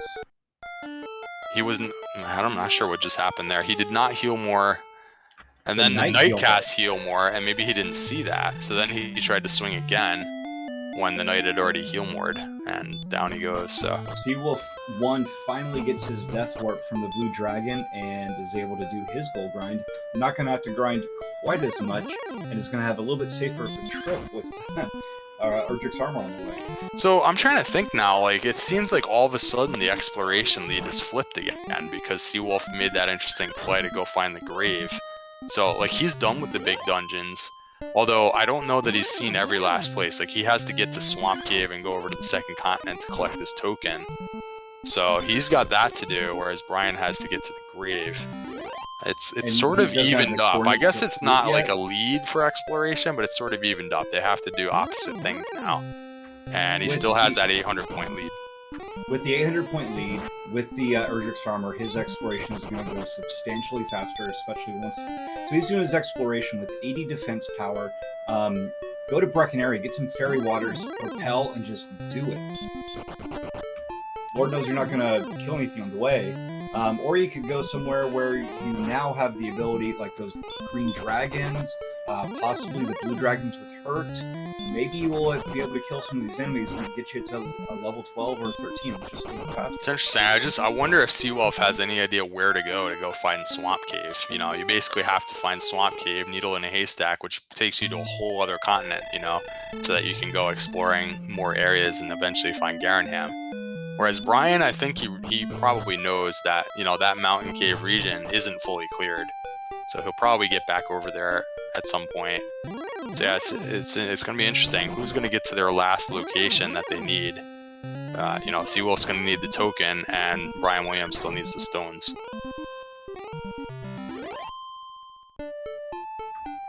Seawolf1 going for a save as well. Grinds to 25,000. Oh, that's right. Flame Sword and... Oh, sorry, the stones is in Hawksness, we said, right? So was there actually anything in the grave? No. If Brian... Oh, armor was in grave. Oh, the armor, yeah, that's what it was. Okay. Yeah, so you gotta go into the grave at some point. And with Erdrick's armor, those metal slimes aren't quite as dangerous. Right. Like, you can actually start swinging at metal slimes now because you can heal in between. Taking 30 max, 20 to 30 on the hurt more. It's still not great. You can still get 2-shot, but sometimes you'll survive it. Still going for the hurt strat, so don't blame them. Yeah, I mean, you're still, I think, a slight underdog to run from a metal slime. You can get away now. Like, I would probably be running from the metal slime now. But, I don't know, like you said, you are surviving sometimes on the hurt more. I don't know. This is, look at how... It just keeps casting hurt more is the problem. If it was like a 25% hurt more, then you just wait it out. But he's trying to wait it out here, and he's just burning all of his magic, and you might be able to just run 50-50, you know? I think technically it's not 75% hurt more, since there is also the 25% run, so it's like... I don't know. Oh, right. Yeah, if it runs away, that's a good result too, yeah. Like 60, 20, 20 or something. And a nice quality Spectre. Remember, Seawolf still is on the Copper Sword. So Spectre is like one of the better enemies that he could just be swinging at here. And really close to level 12. We're looking at the Demon Knight here. That's interesting. Yeah, we're seeing the heal more. I guess we did see the hurt earlier from the Demon Knight as well. So it's always funny when it's 75 and 75. It means like actual attacking is a really low chance. Oh no! Did we see that before? No, we've only seen one Wolf Lord thus far, and we were commenting on, wow, we should take that out. Maybe seriously, not. like that's like one of the only good enemies they've seen on the whole map, and it has DL2 breath. There's specters, there's wraiths. There's specters, there's wraiths, and then now there's Wolf Lords. We saw 1 or 2 Druid Lords. Ghosts. Well, the Ghosts had the DL2 breath, yeah. But it's just they've only seen a couple of enemies that they can even swing at for, and so now Brian's like, yay, a Wolf Lord, and then back home. Now here we go with Seawolf dealing with an Armor Knight, gets away this time. And he has just enough, by the way, with the HP on level 11 and the Erdrick's armor. No more getting one-shot by the DL2. If you make sure that you're always topped off, you have to be really conscious about healing after every battle. Like right now, just heal. You're at 43, just heal up to 49. That's my opinion. I know you're getting the heal walking, but you could take one step and find the Armored Knight. He's gonna find out the, heal more right here. Just run.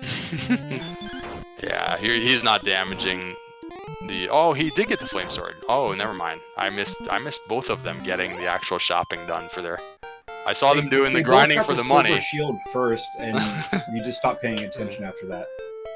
So, alright, so gear advantage goes back over to Seawolf. He's got the Erdrick's armor to go with the good Flame Sword, the Silver Shield. So now they have some survivability. They can beat some reasonable monsters. We haven't seen a lot of reasonable monsters is the problem. No, because the ones that you want, the Knights with heal more, the Demon Knights with heal more, the Wolf Lords with DL2 breath. I can't remember seeing any Magi Wyvern. I haven't seen any Droll Magi. Like, just all these nice enemies. Wraith Knight, haven't seen any of them. The Druid Lord was in that one area where it was the only good enemy, everything else sucked. wolves of kind of a similar territory, race were similar territory. There's no good grind spot right now. Do you go to Swamp Cave and see what's in the spike tile, and maybe it's an Axonite that you can sword down? Yeah, I know, it's getting to the point. I mean, they still have things to do first, but we are getting to the point where Seawolf is going to have to take a trip into Hawksness. Like, I guess he still has second continent he's looking for. Oh, but I mean, they got to get to Hawksness. Oh, and it looks like he went east first this time, and it's just going to loop straight down. Yeah. So that was full clear. I mean, he had it 90% cleared, it looked like. Comment in chat. The 2020 seed. Yeah, it definitely seems like that. There's nothing good that can happen. Yeah, he's over here. I mean, I feel like I can tell already that he's already full cleared it now. And, I mean, he has return. Once he's totally sure, I think we'll see him cast return. Or, like you said, Swamp Cave's right there. Maybe you just go check the spike now. Oh, there's a Wraith Knight here! Hooray! Wraith Knight, Green Dragon's totally doable right now. You've got 76 defense. Could they two-shot you? Yes. Wait for the low attack, swing back. Yeah, you have to just double heal at the right time and wait for a low roll. Yep. Wraith Knights, though, Wraith Knights are defense broken. Like, this is the enemy. If it happens to not have anything, this is what you want right here. Alright, NYC guy asking where was Urgic's sword. We haven't seen it yet. I believe it's in Charlock. Argic's armor was engraved, which brianwilliams42 did not see. It's right next to Mountain Cave, right next to Charlock, and way out of the way, so it may be a while before he goes back there. Yeah, Brian did the logical play of just death warping out of Mountain Cave because they wanted that gold grind, so, you know, they've both wanted to do the gold grind for an hour and a half. So he finally gets the chance to do a gold grind, just death warps out, and meanwhile, the grave was like 4 tiles to the right. You know, off screen from where Mountain Cave was.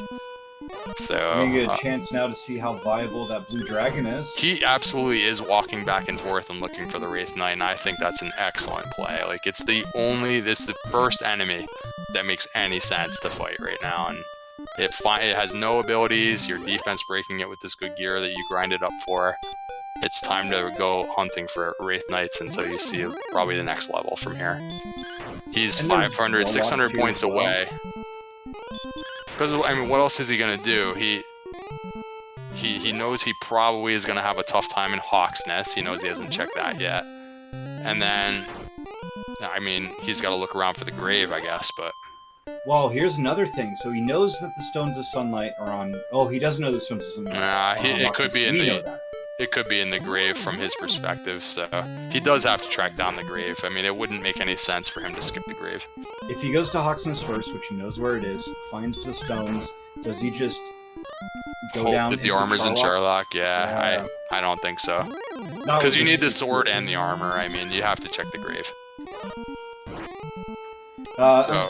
Fortunately, not literally everything can have heal more, since I think we're maxed out at 50% of enemies with special abilities. I mean, right now, this Wraith Knight grind is fantastic. Oh, it's so good. It's really catching him up. I mean, he had fallen 1,000 points behind.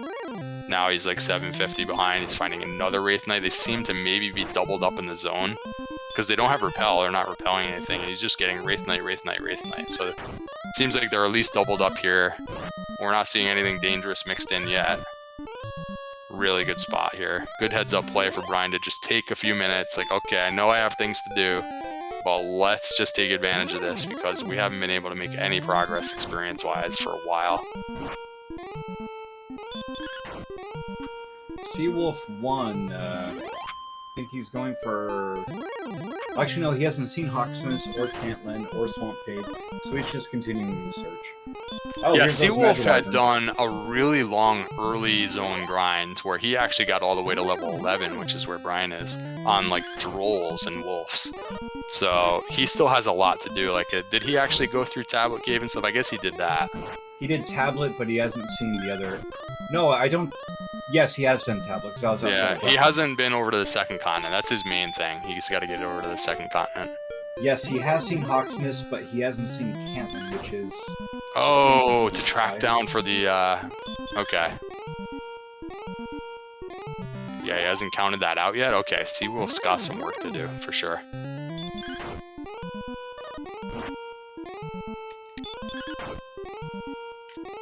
Wait, what did that lead to? That just led to the flute, right? So, I mean, in theory, if he ended up skipping Cantland somehow, it would be to his benefit, but it's on his mind. He wants to find it. If he finds Swamp Cave and finds the token, he knows where Hawksmith is. But he's going to want to look for Cantland to find the coordinates because it could have sword on it. It could, right? That's what I'm saying. And it will be unfortunate for him because it leads to the flute. So if he goes down that road, it's just tracking down the flute. Wow, this Droll Magi in here. That's another great enemy that we finally found after an hour and 45. He might want to stay right in here in the desert. Green dragons are sort of doable too. Here we go. Grind zone for Seawolf. Because level 12 did bring 12 additional hit points, so he's got a little bit more sustain against these green dragons. They've got a lot of hit points, or a lot of MP. I'll be curious to see. Like, it seems like he's not even interested in what the spike enemy is. He wants to just get a level here, which seems like it would probably be a pretty good play, actually.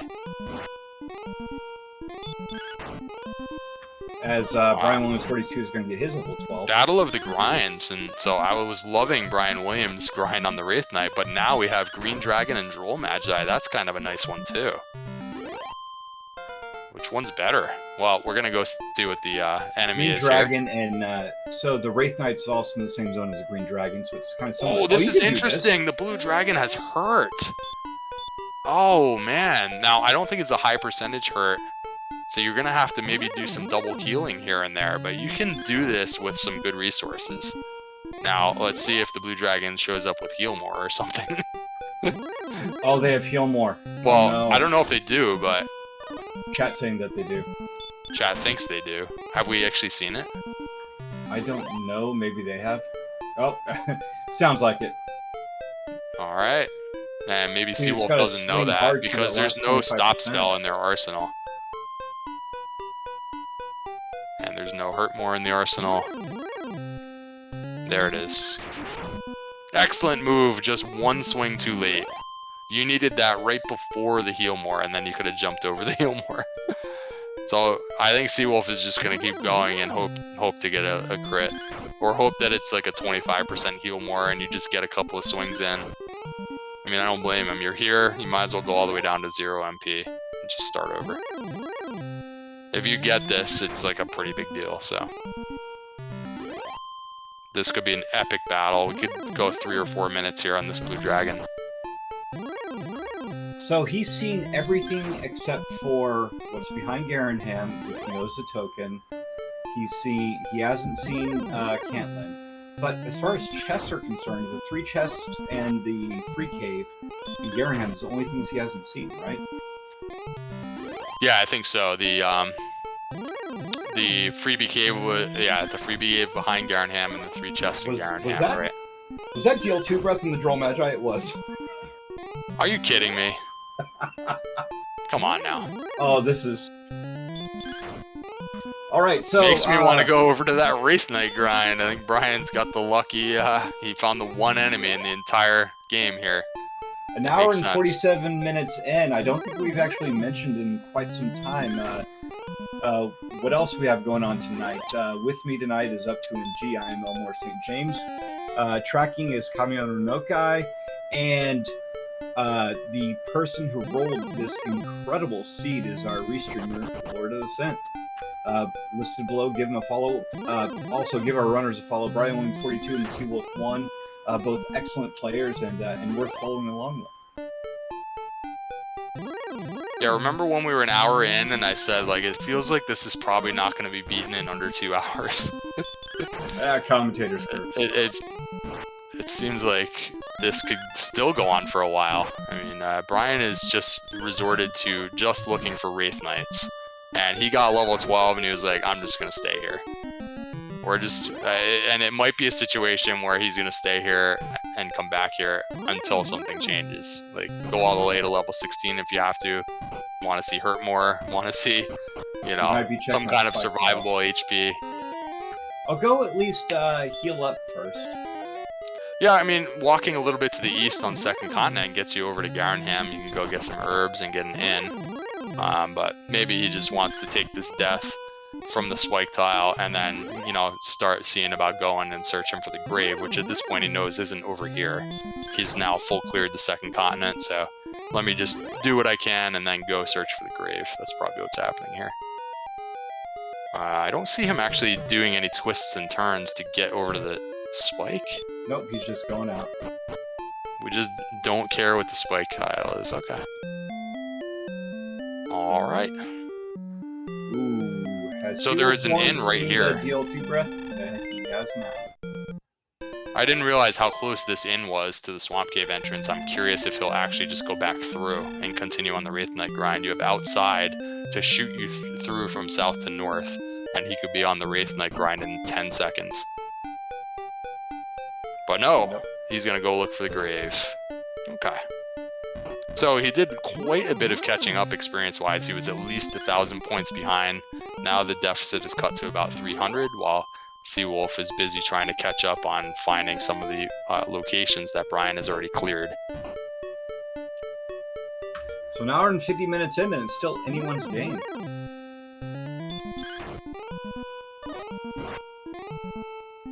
Yeah, so, okay, so they both need to deal with Hawksness.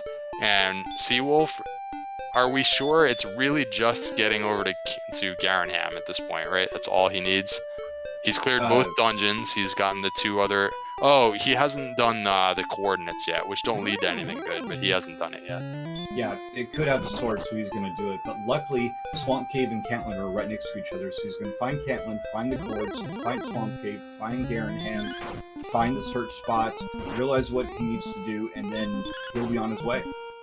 Yeah, but like I don't see him skipping the coordinates, because like, even if he continues on and finds Garenham and gets the token, he still needs too many things. Like, he needs the sword and he needs the stones. He's going to end up tracking down those coordinates. Oh yeah, he'll track it down, but they're countable, and with the stats that he has, probably shouldn't be too hard getting there. Death counters. It's not hard at all getting from the castle to where those coordinates were. There aren't too many bad enemies in the way. No, you have armor now. You have 62 agility. I mean, it's a little bit safer of a transit. Ooh, yeah, is this it? No, that's something different. So I think Brian Williams has not seen the bad news from the Joel Magi yet, so he thinks he's found another good enemy here. I mean, he takes that one down, so it's a low percentage DL2 breath, I guess. So he is in the right area, but he's searching the west coast first. This is right over where the mountain cave was. This isn't full cleared here, but he's going to end up looping all the way up and around, and we'll see by the time he gets back over to the right. He just has to go like 2 tiles to the right before going north here, but he's going north. He's going north. Oh, it ends right here, so he should be able to loop back around. Oh no! Oh, he gets away! This is so sick. Right, it's like one step off screen to the right. Wow. And the metal slime is here. That's super dangerous with the Hurtmore. He still doesn't have Erdrick's armor, of course, so pretty dangerous to see metal slimes with Hurtmore. Demon Knights just won't let him go. Demon Knight has heal more. Oh, it's just one thing after another. And Seawolf is actually walking around here.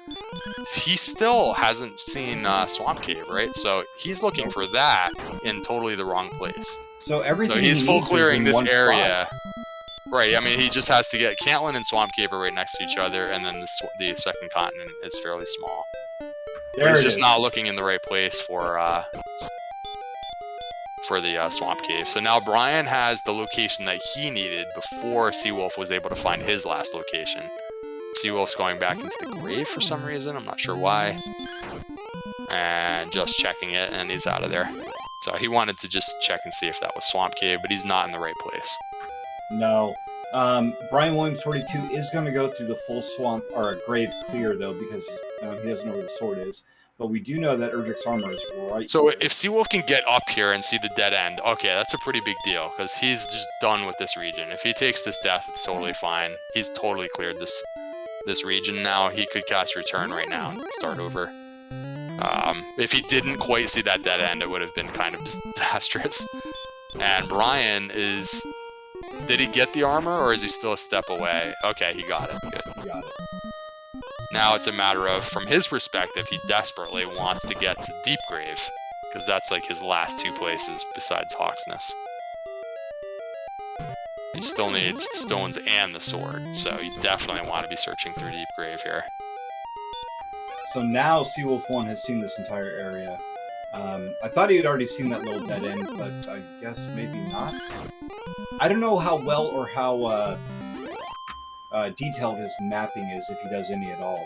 So my memory is that Seawolf doesn't map at all, but that could be totally wrong. I don't know.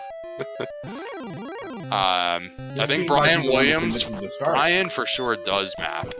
So if it comes down to that, he may end up like not retracing through the same regions as often. I don't think Seawolf maps at all, and right now it looks like he has decided that he has cleared everything. He's like, where in the world do I need to go? I'm just going over and over the same areas now. I've been here. It's like you're just walking the same area because you have no idea where you haven't been at this point. That's a rough feeling. Just this swamp cave is just out there, needle in a haystack, and that leads you to where you need to go. If Hurtmore is right here, though, we'll... 32 power! Oh, that's a huge jump. Oh yeah, they've been waiting for that level for a long time. That was helpful. Now you can actually fight these things. Demon Knight, you can 2-shot, skip over the heal more range sometimes. That time it didn't work out, but... It's hitting too hard almost. He actually is hitting too hard, but you know what? Just keep going, because it's not doing damage. You just... Wait. Okay. Never mind. He runs away. But now you're 2-shotting those Wolf Lords with the DL2 breath. It's not going to kill you. The Droll Magi... Yeah, the Knight Knights, here... maybe not. You can skip over the Knight's heal more range, probably. So yeah, that was a pretty big level. That was good power. You have the Flame Sword to back that up. Triple-digit attack power. You can fight everything in the game now if it doesn't kill you first.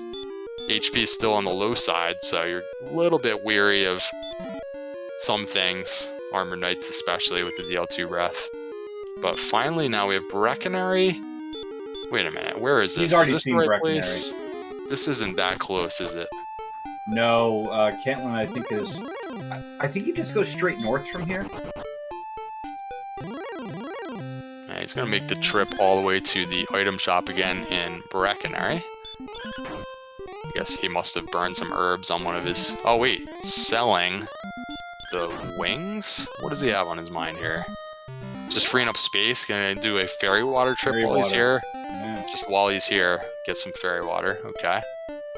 Because you don't need anything else in your inventory except for fairy water at this point. Yeah, the tough thing here, though, is that it would be better if, like, you already had the rainbow drop, because that clears up a little bit of inventory space. Right now, you're going to need the stones and the token. But, I mean, you can use it right now just for repelling. I guess that, I wasn't even thinking of that. I was thinking he's going for his end game fairy water right now, but no, I mean, right now they don't even have repel. They have a whole bunch of defense. Maybe he just wants to repel all over the map for a little while now while he's looking for the last place. So that would make some sense. That's kind of a nice play. Unfortunately, the Charlock monsters we've seen on the map thus far, he's not repelling anything. Yeah, he's but not. Everything else. I guess he is repelling that one Star Wyvern that was giving them fits before. But yeah, not the real big ones. It'll help though. There's a lot of small enemies that are just getting in the way. North! We are coming up rapidly on that 2-hour mark, and we are not in grind and go. Although brianwilliams42 is in the no and go. Is that a thing? Like no with a K? Yeah. I guess is Hawksness actually his very last location now? He just did Deep Grave, right? So if Hawksness is the very last thing he needs, then I guess he knows where everything is now. Yep. There it is. Go through that swamp tile. That's Cantlin. You gotta check those 1-tile land bridges. They could go somewhere. Absolutely. When I was a brand new runner, I was thwarted by one of them. There it is. So Brian is just completely out of resources, and he's like using herbs to try and survive. I don't know if he's trying to get to an inn that's over here, because He's got to just get back to Hawksness, right, and just try the Blue Dragon again. Totally beatable now. Not with that Gilmore.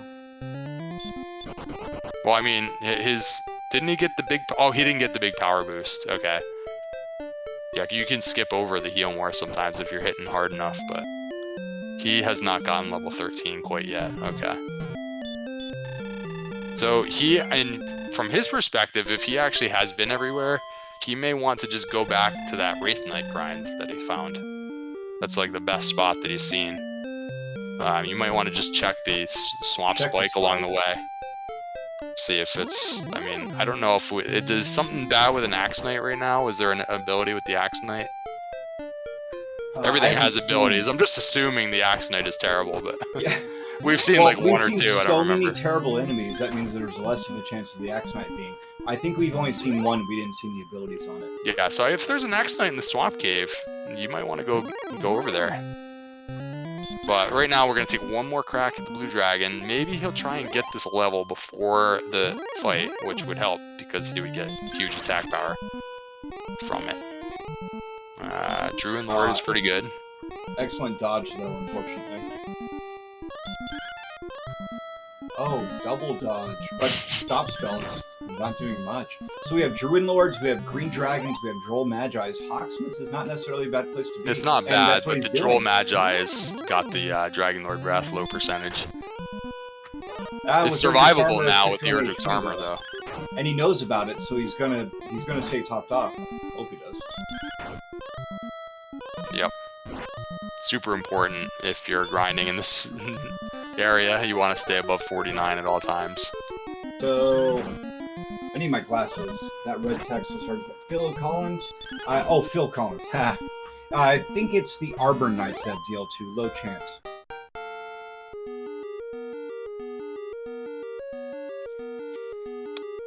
Yes, that's what I remember. I think that we haven't actually seen an ability from the Axe Knight, but we're just speculating. There's a 1 in 6 chance that there's an Axe Knight on the Swamp Spike. Nobody's actually checked it yet. So here we go, another Blue Dragon attempt after getting the level 13 power gain for Brian Williams. So if Healmore is only like 50%, you just muscle your way through this fight. Eventually he won't cast it, and then you get it on the next attack. So you have Healmore to work with here. Just keep going until you get it. And I think he knows that this is the stone, so it's not like you're about to get the sword, but still, you have to do this eventually. Just get it out of the way so you can go find a grind. Down goes the Blue Dragon. There are the Stones of Sunlight. Brian Williams is the first to get all 3 quest items. The Rainbow Drop Cave was just like to the west of Start, so I imagine he's going to take care of that immediately. So that, one of your options here is to just go into Sharlach. Maybe there's some enemies running around. We haven't seen wizards yet. Maybe you can your defense breaking wizards now. Maybe go find some grind like that right now for a little while, He's going to attempt to maybe grind the Blue Dragon. I don't know how well this is going to go without the stop spell in your arsenal. We'll see. So, can I get I believe it's like herb key herb or herb torch herb? Fairy water. Now it's close. A little bit more repel action. Herb fairy water. It's a big deal. Seawolf is getting one of his major things done here. It's going to find the T's in the back. And once he gets that, he's almost in the same situation as Brian now, right? Just Hawksness and go? Because he did Deep Grave already. Quartz for flute.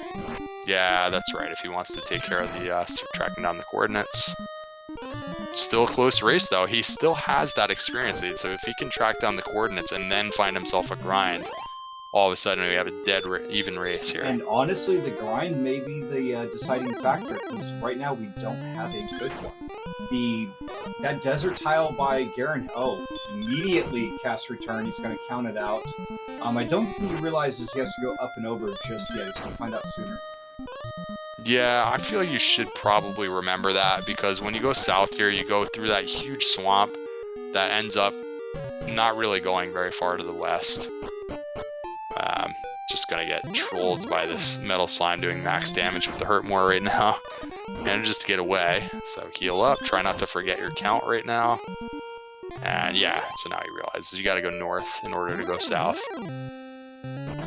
Not the easiest count in the world, but, we've seen worse. Yeah, Harrison, I've been saying it a couple of times now. Check that swamp spike tile. It could be something easy. I'll go north, Seawolf. Also, at 2 hours and 4 minutes in, he's probably a little tired.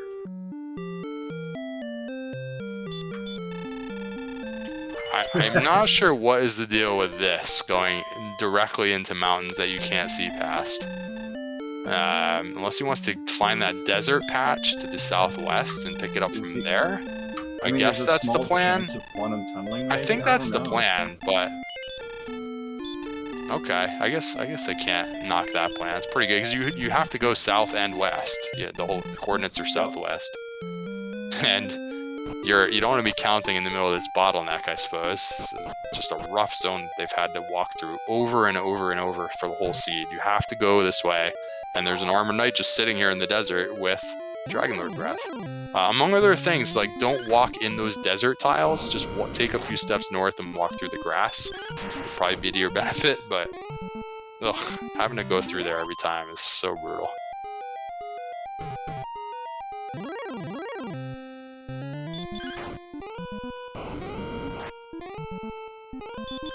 We definitely saw brianwilliams42 going through the grass all those times. Man, back attack with the hurt. Oh, wait, you gotta attack him first. Never mind. I feel like Seawolf would just love to take a metal slime down right now just for revenge. He's taking some swings. I've never seen this many metal slimes in the sea before, and they have hurt. They've hurt more. We haven't had stop spell the whole time. We haven't had good HP the whole time. And Seawolf did not kill any with all of those hurt attempts, which was an awesome idea. Just never connected with the hurt strats.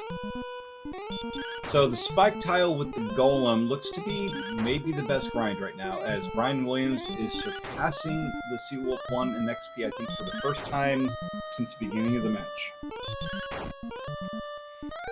Alright, the experience lead is changing. What did Brian find? He switched away from the blue dragon grind. So is this the spikes? Golem on the spike tile. Oh, it's a spike, okay. And he does have that flute that he tracked down. Sometimes it's useful, right? We always pick it up off the overworld spot and we're like, it's the flute. Well, I mean, that might make the difference. Seawolf is going to track it down though, so I guess they'll both have it eventually. I guess it's that kind of a seed where the flute makes a difference. So there he is. He did pick up the count through the mountains there. But now he's finding another obstacle. There's rivers in the way, so he's got to go back up and around this river. But luckily he's able to kill these enemies as we go around. Right.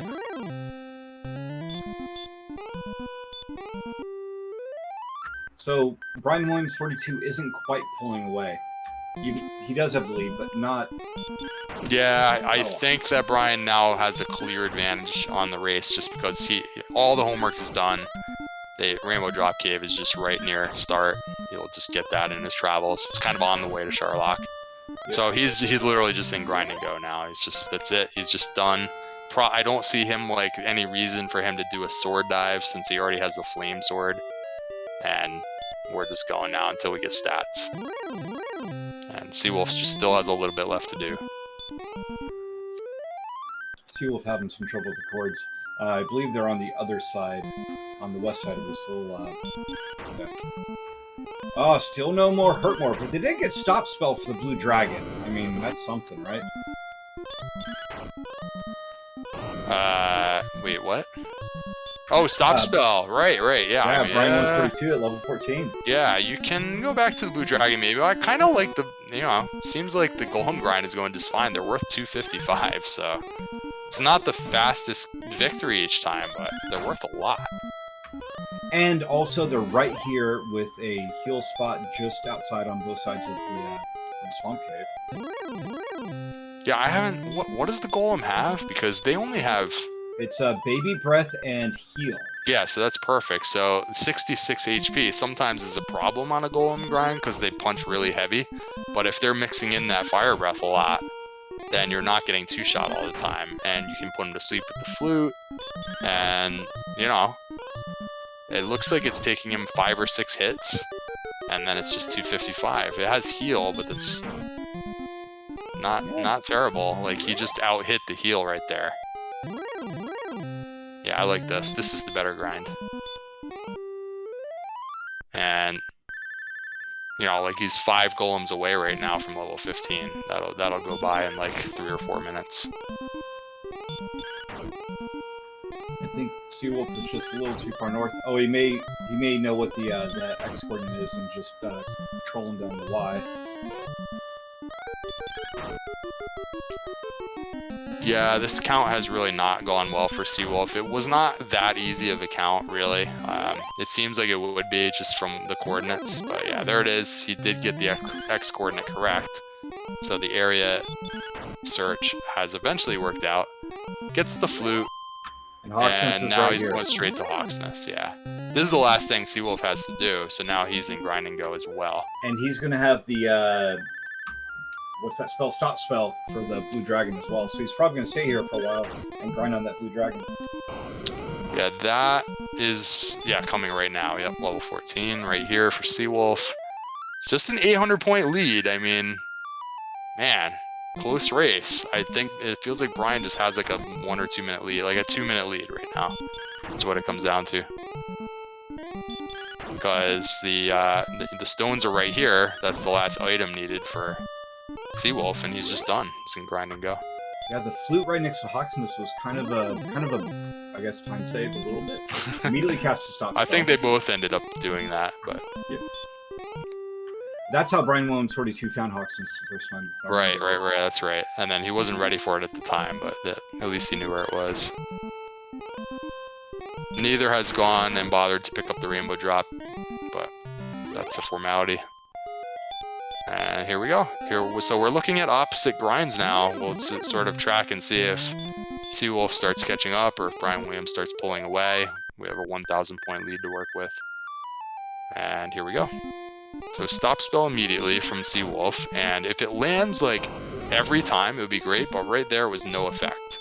So it has some resistance. It's hard to know exactly how much resistance. In the randomizer that is randomized. So blue dragons can have probably somewhere up to 8 or 9 maximum stop spell resistance out of 16. Or it could be a lot less and you land it almost every time. So he just, so far out of 4 stop spells he's landed 2 of them. So it may be closer to that 9 out of 16. Yeah, that would be unfortunate. Because you don't want to be wasting too much time trying to get it to land. You may have to go move on and find another grind, but there are not really any overworld grinds that we've seen. So, and you know, he hasn't checked the swamp spike, so he doesn't know. In fact, oh yeah, he can just grind inside Hawksness. That wasn't too bad. You had to deal 2 from the Joel Magi, but at this point, that's okay. Yeah, I guess that wouldn't be bad. There are green dragons there. I mean, depending on how slow this blue dragon goes, because you have to keep fishing for the stop spell to land. And also well, we'll see. He's keeping pace. He's actually keeping pace with the golem grind now, so it can't be that bad. I think he's going to run out of MP a lot faster, though, because he started with more MP and he's got substantially less now. Okay, right. So that is the other factor, is the in trips. He'll have a lot more in trips going on. And so over time, he'll start losing ground over the golem grind here, which seems to be the way to go. And here's the level for Brian, which is 6 power. It's always good to get more power in the end game here. 1 more heal more with the 9 MP gain. And we have all the spells, I believe. So but finally sleep. 67 HP. So level 16 definitely, and possibly even higher. So interesting that he's getting out of here after picking up Hurt more. I don't know if that is a factor here. Like he wants to maybe go see what's in Sharlock, or he has an Axe Knight or Green Dragon grind on his mind right now. Don't forget, if he's repelling, he's repelling green dragons. So I don't know if he casts repel, and I don't know exactly what he's looking for here. But if there's an Axe Knight overworld spot, could be looking for that. I saw 1 in the overworld. I do not like the plan, though, of leaving the grind and then not really having a great plan. No. Because that golem grind was going just fine. Like, you think to yourself, it's a golem grind, but it's going just fine. Like, don't leave the grind to something worse. Because even if you leave it to something that's equal, the fact that the time that it takes to switch grinds sometimes is very significant. It takes a couple minutes to go find, you know, a good overworld spot or whatever.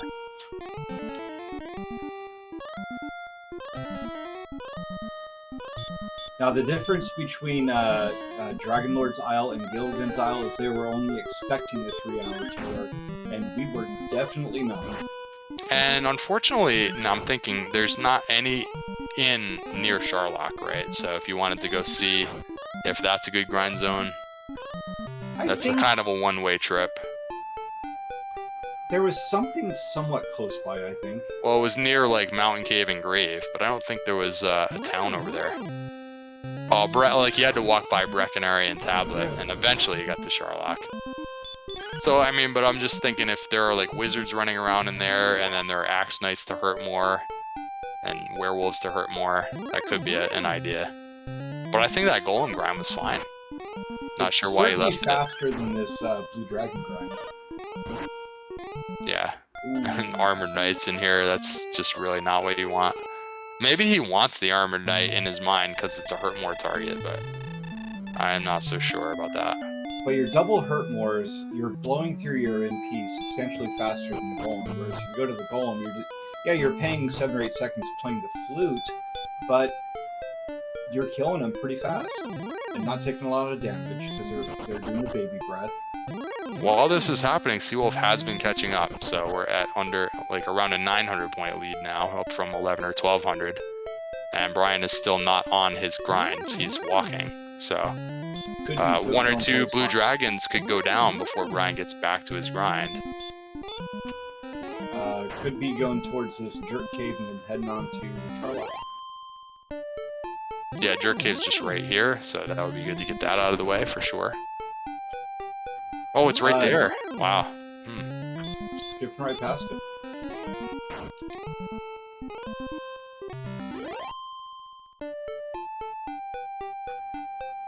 With the strength you have as well. Oh, no, he's going back to it now. Yeah. Well, sometimes when it just is on your screen, you're like, oh yeah, wait. That's right, I have to go there. So just pop back onto the screen, but no, he's looking for a zone, I think. I am not sure. This is definitely not it. Ugh. Because at this point, you can't really cast Repel because you're, repelling most enemies. Yeah, I think the idea is like, wow, we finally got hurt more. There must be something I can go hurt more. And I think you just have to stick on your spike tile grind here. Oh, why? Why not heal more? The back attack, Dragon Lord 2 breath, followed... Yeah, there's I feel like some mental fatigue happening. This has been a very long seed. And it is getting late. And Seawolf is catching up. This would be a come from behind for the ages here. Not for the ages. It's like it was back and forth, but it just seemed like Brian had it in his command, and now he's just like opening the door. Seawolf is like 3 or 4 blue dragons away from evening this up. But this blue dragon is not a good grind. I don't know how Lord of the Synth is making those death this whole big stop spell until it lands, and then you have to swing, and you gotta heal during battle. And now here comes the... Yeah, he's going slowest back to blue that dragon fight ever. Gotta go back to the golem. Gotta do it. Only other thing I could see trying is going into Charlock. But he didn't even try it. Well, you need the sword anyways, right? Yeah, that's right. Yeah, you could look at it that way too. Look for a sword dive. Problem is, we're not going to need too many more levels. Like, if we thought we were going to level 19, then a golem grind goes faster with Erdrick Sword than it would with Flame Sword, right? But well, I mean, right now, like, the next level is going to be go time, most likely. So unless they get 30 HP, I don't think it will. Yeah, well, I mean, that's true. But, those things correct themselves. We're going to get a big HP gain at some point. Not necessarily next level though, so that's true. Maybe the sword dive makes sense then, right? Like, if you think it's going to take 3 or 4 levels, it makes sense to go get the sword sometimes if there's not a hurt more grind available. It'll make the grind in this golem just a little bit faster. Yeah, and Charlotte could just be good. You could be picking off, you know, wizards that your defense breaking that you haven't seen yet. You could be hurt-mooring axe knights all over the place. Something that you're just not finding on the overworld. There just wasn't a good spot on the overworld, and the spike tiles are both kind of meh. Yeah. But speaking of Hurtmore, Seawolf1 gets his Hurtmore and level 15 gets the bad news that he's going to have to continue his grind. It looks like he's gonna right here. And just like that, Brian is back up to an 1,100 point lead, just with 1 or 2 golem victories. The golem is the way to go here.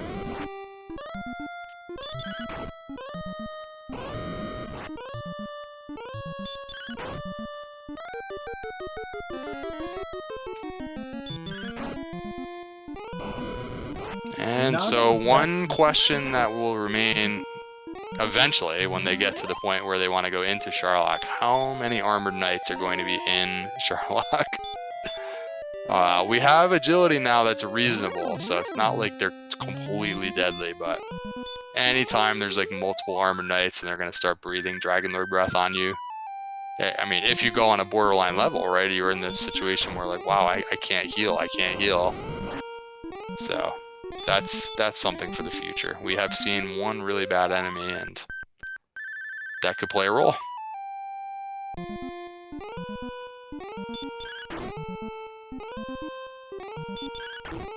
feel like we saw a handful of red dragons on the overworld early on Elmore, but I don't remember them having any abilities. It's just that at the time they were just wrecking them. But if they're in Charlock, I think it's just like a normal situation.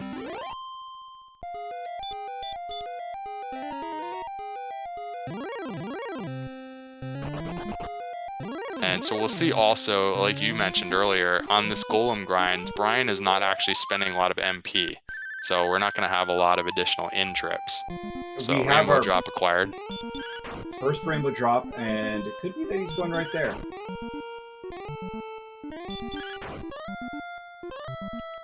Yeah, I think that blue dragon grind was really resource intensive with the stop spells and the healing during battle. Whereas flute strats on the golem, it feels slow, but if it stays asleep, like you're not using any MP. So there's no in trips. Who knows, there could be golems in Charlock. Yeah. Excellent move, speeds things along here.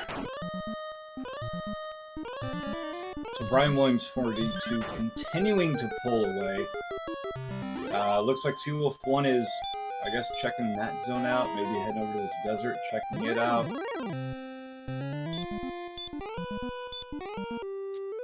One minor detail about a golem grind, if anyone ever ends up on one, is that the golem is the one enemy that you can see in the game that cannot dodge.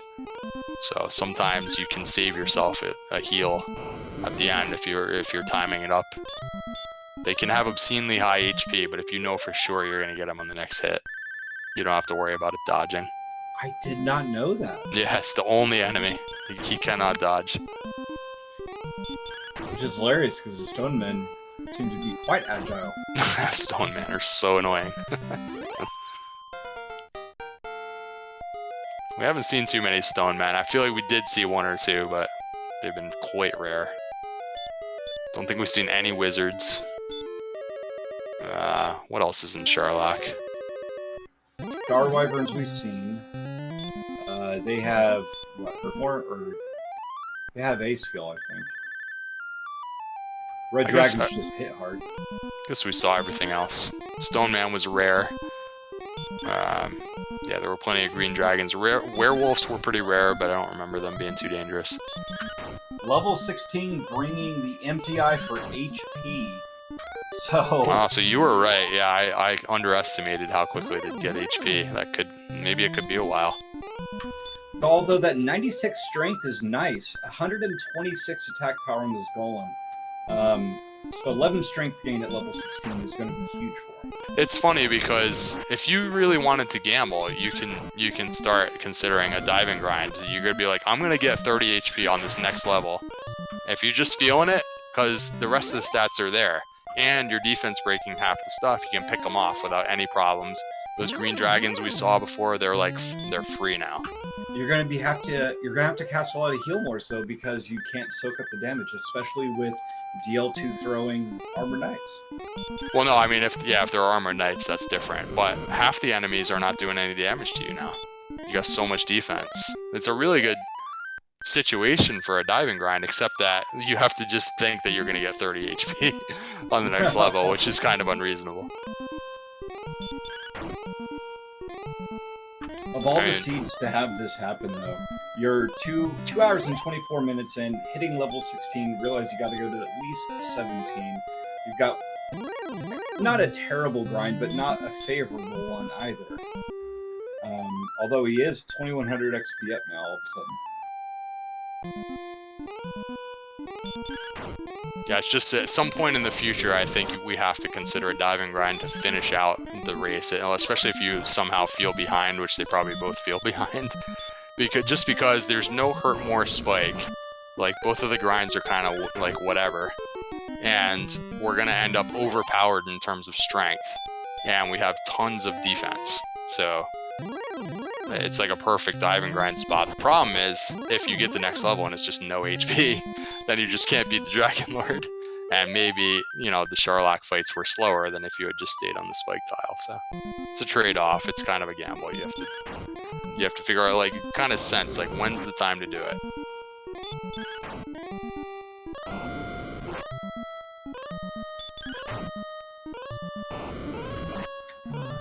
And what has Seawolf been doing? Because he's on the overworld now with Hurt Mooring.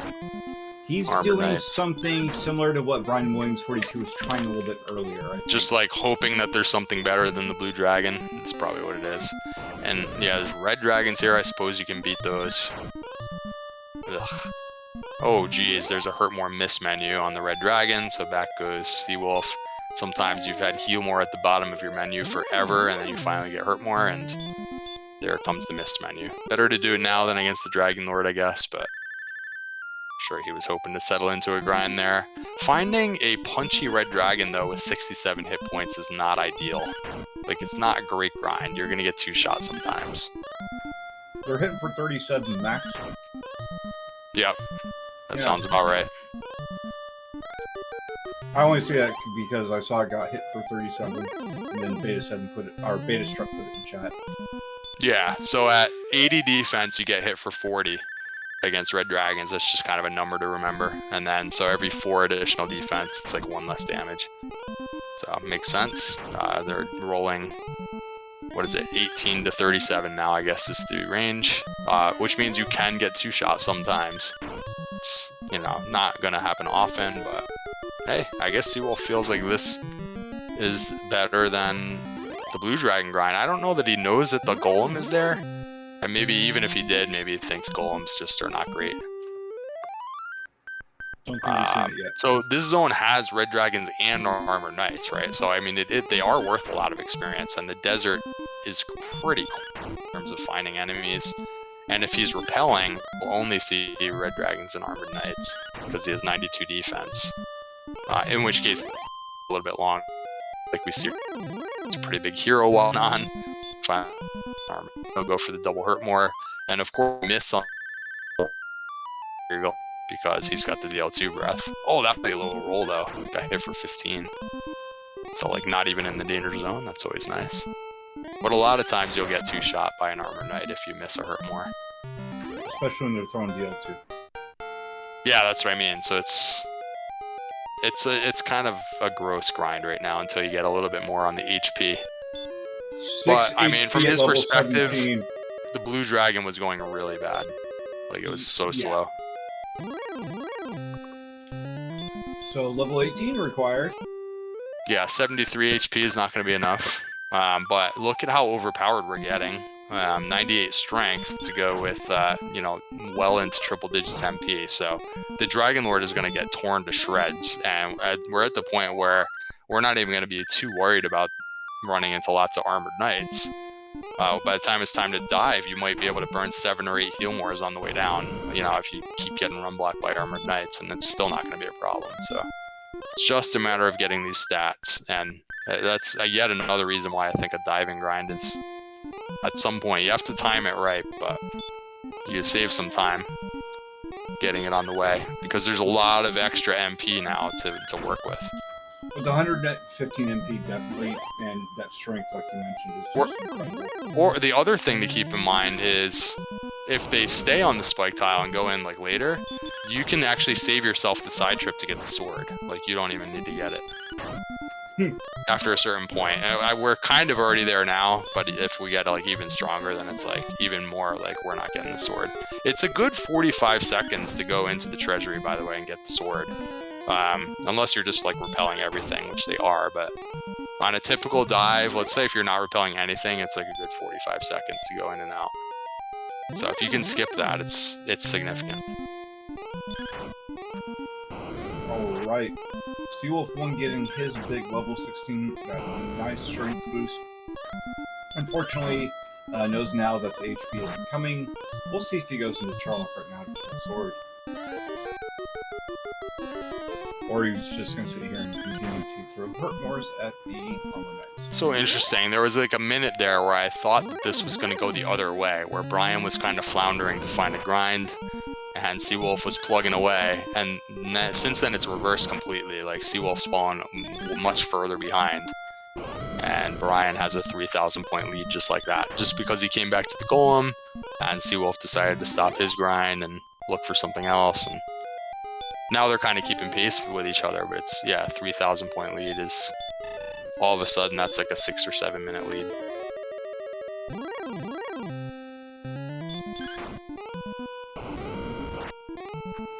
Since Seawolf1 took so long to find Swamp Cave in the first place, you may think it's just too far out of the way.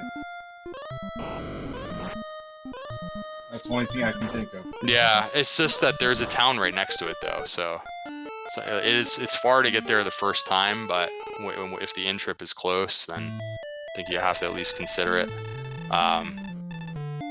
And like, he doesn't even know what's on the spike, right? So there could be an Axe Knight sitting there. We have hurt more now. I don't know. If he already knows the golem's there, then I guess it's different. Sometimes people are like, I don't like golem grinds. I'm not sure if he actually checked it. I don't believe he did.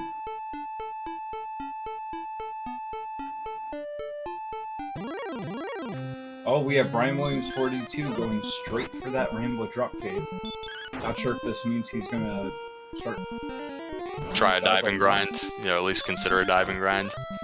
What's funny is, if you do a diving grind now, if the Charlock enemies are fairly easy, even if the next level is not enough, you just continue, you just stay on that grind, you know?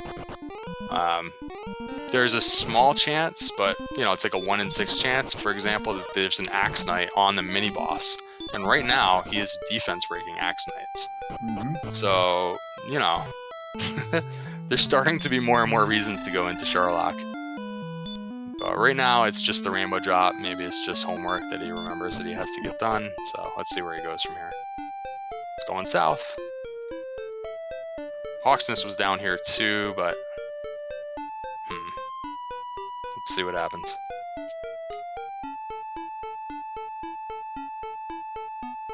This is starting to feel like he's going to Charlock, Elmore. I think he is. Yeah, I like it. Because like I said, even if 18's not enough, you just stay in there and you go to 19. Like, you don't even have to get cast outside. You're not really gonna... I don't think you're gonna be burning much in here unless you run into tons of armored knights. 88 agility now. Or... I mean, with 88 agility, you're almost coin flipped to run away from both Armor Knights and Red Dragons. Yeah, you gotta do this. This is a good play. It's because of the way the stats work, like, it's like a rubber band. Like, eventually you're gonna get a lot of HP to make up for the fact that you haven't been getting any. It's just, are you gonna get it next level, or is it the level after, or the level after that? It's hard to know for sure, but it's like we're due, you know what I mean? There is kind of a thing in this game. You're due to get the HP, so he's just, you know, rolling the dice and going for it now. This puts him just geographically so much closer to the final fight if you get it on the way down, assuming that you're getting the experience at about the same pace, you know. So we'll see. He's already given up about 800 points to Seawolf on the grinds because he switched what he was doing. But if he can keep pace... Oh, geez, now he's just doing like a top zone grind. Why would you not keep going down? I don't know why you wouldn't keep going. Like, you gotta keep going down. Like, you could just pull the sword out of there, worst case. Right? I don't know. Ooh, alright. I still have hope that we're gonna be under 3 hours, Elmore. There's a chance that we're gonna beat the seed in under 3 hours.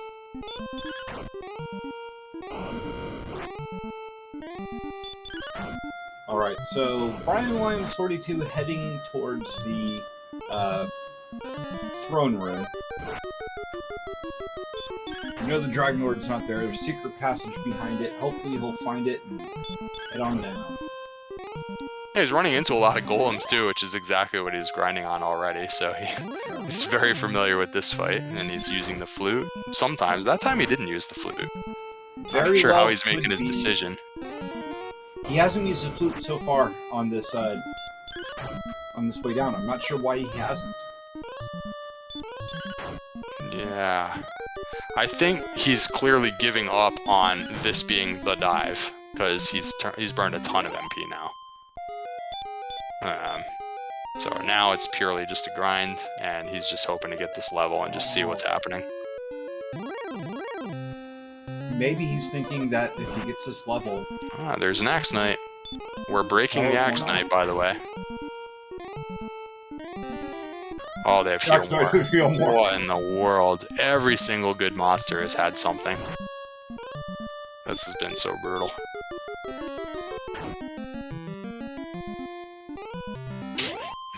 This is unreal. There you go, thanks to our tracker, who's still awake behind the scenes there. 50-50, heal more and hurt more coming out of the Axe Knight, so they did have something. I guess we didn't see it early on, but...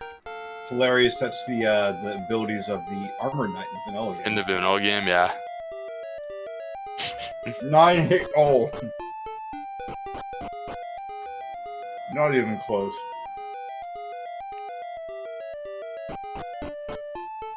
The Red Dragon is the super horrible monster in the vanilla game, having the sleep spell as a default. So, Brian has decided to exit Charlock, potentially just coming back to an inn, which isn't close, as you can see here. This is a much further in trip than when he was on the Swamp Cave Spike. And I think he just walked past where Breckenary was, so maybe he's just going back to the Swamp Cave. We only have 82 hit points after the level 18, so... Oh, wait, no. Yeah, okay. That configuration looked a lot like Breckenary and Tablet Cave, but he walked up and around and gets back up to Swamp Cave, going back to the Golem. And so how much did Seawolf pick up on that lead? About 800 or 900 points while Brian was experimenting. Not enough to completely lose the lead, but, you know, put a little dent in it. And Seawolf is still content with the overworld grind. Red Dragons and Armor Knights over here in the desert. Repelling everything else, I think.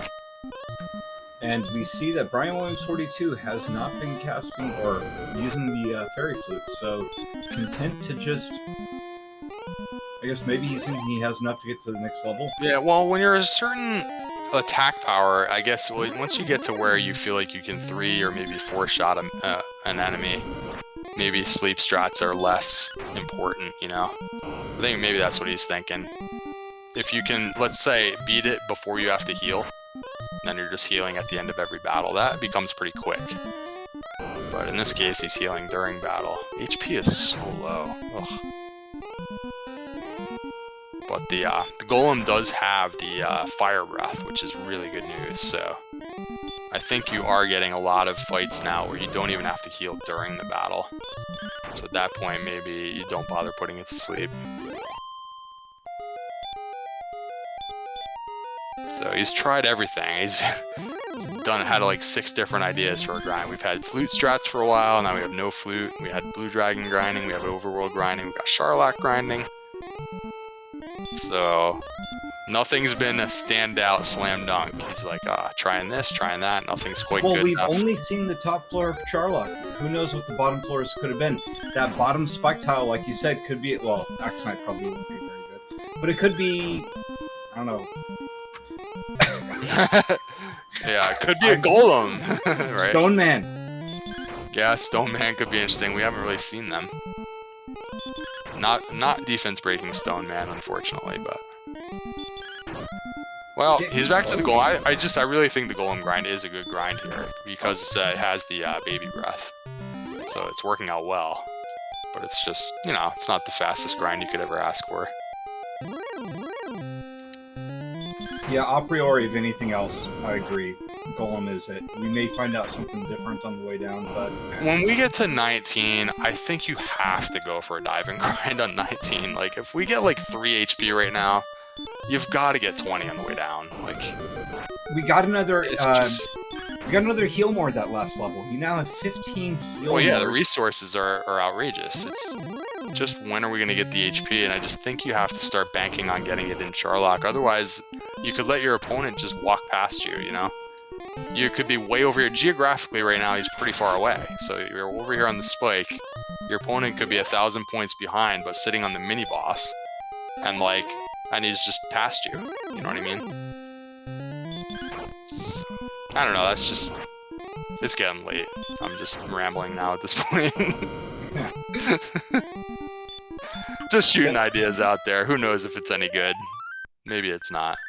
He's 2 golems away from seeing... Oh, no, I'm sorry. 3 golems away from seeing level 19, since levels are about to get further apart as well. Once we get to 20... Like, if you have to go to 20, it's even further apart, by the way, just to add the knife to the wound. Oh, yeah. Well, it's 16,500 and 3,000 after everyone, right? Yeah, so up until now, it's been like 2250 between each level, and then all of a sudden it's going to jump to 3,000 per level, which is substantially longer. Of course, you would expect the fights to actually be going faster because you're, getting stronger and stronger, but... Yeah, it's just nobody ever wants to go to 20. That's the worst case. And the worst of all time, I guess, in a tournament is 23, but I think that may have been before Death Necklace was a thing. I don't know. 20 is pretty bad. Hopefully we get it here on 19.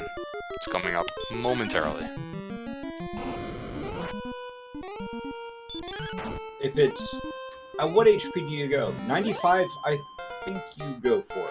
Oh, go for game? Yeah, I would probably go at 93 myself right now. Just because defense is so good. Is that what it is? No! 0? No, 6 HP. Yeah, you gotta dive and grind. You're gonna get it on the way down now. Like, what are the chances you're gonna get a 0? You didn't get much else besides that, though. It was 0062. I figure if I say it, they'll definitely get a 0. It's like, they're not gonna get a 0 next level on level 20. And that'll definitely be a 0. Alright, here we go. Fairy Waters for probably just repelling purposes. I'm not sure. Unless he wants to just have them in case he wants to skip the sword. So we got a few Fairy Waters. Definitely going towards Charlock now. No sword skip? Well, it depends on what's in Charlock and if he has to burn.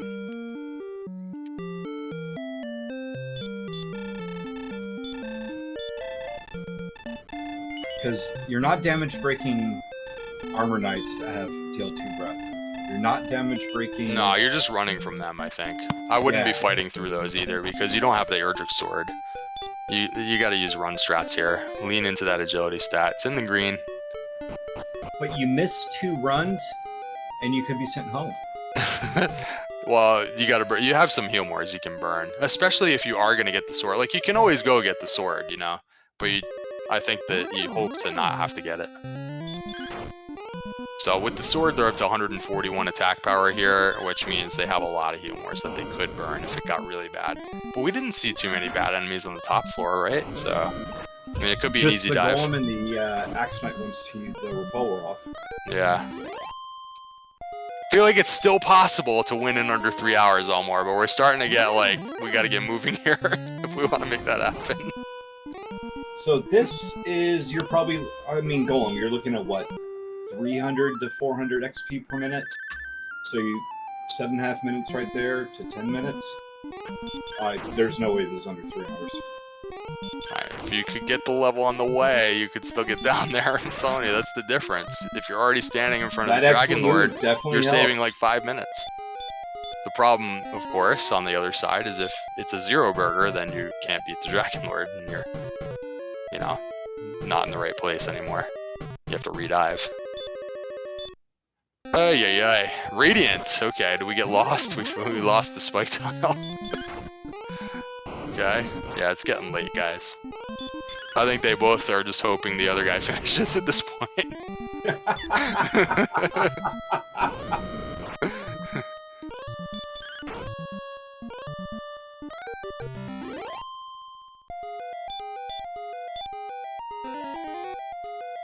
For such a long race, too, it's actually been really, like, pretty close the whole way. And it's still, like, they're only 5 or 6 minutes apart.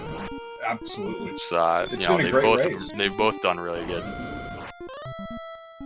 Look at just all these overworld deaths. Another overworld death just on the grind now for Seawolf. And that's the problem with that particular overworld grind. You're trying to grind Armored Knights with Dragon Lord Breath, and Red Dragons can two-shot you. Well, they can't really two-shot you anymore, but when he started the grind, he was in the 60s for HP. But you have to heal up after So he every just battle. left 114 MP on the table. He got sent back home. That's just it's so rough. The one saving grace is it's literally just right here. It's maybe 10-15 seconds to get out of here. Got an Armor Knight right away. It's because I didn't actually catch what happened, but I'm assuming like eventually you're just gonna miss that second hurt more, and you're getting two-shot. I think he's throwing one hurt more than swinging after. Ooh, okay. Depending on maybe how much HP he has or something. Yeah. Maybe if he gets put into the danger zone, he tries the second hurt more. So, yeah, so he has managed to sort of stay about 3,000 points behind over the last 10 minutes or so. Which is, you know, within one failed dive, we always say. That's like, it probably takes him about 7 minutes to get 3,000 points here on this grind. 8 minutes, 7 or 8 minutes. So it's right on the edge of being like one dive away. I'm still worried about those Armor Knights on the way down. If, like I said, 2 run fails, which is definitely possible. 2 point flips going tails in a row is not unheard of.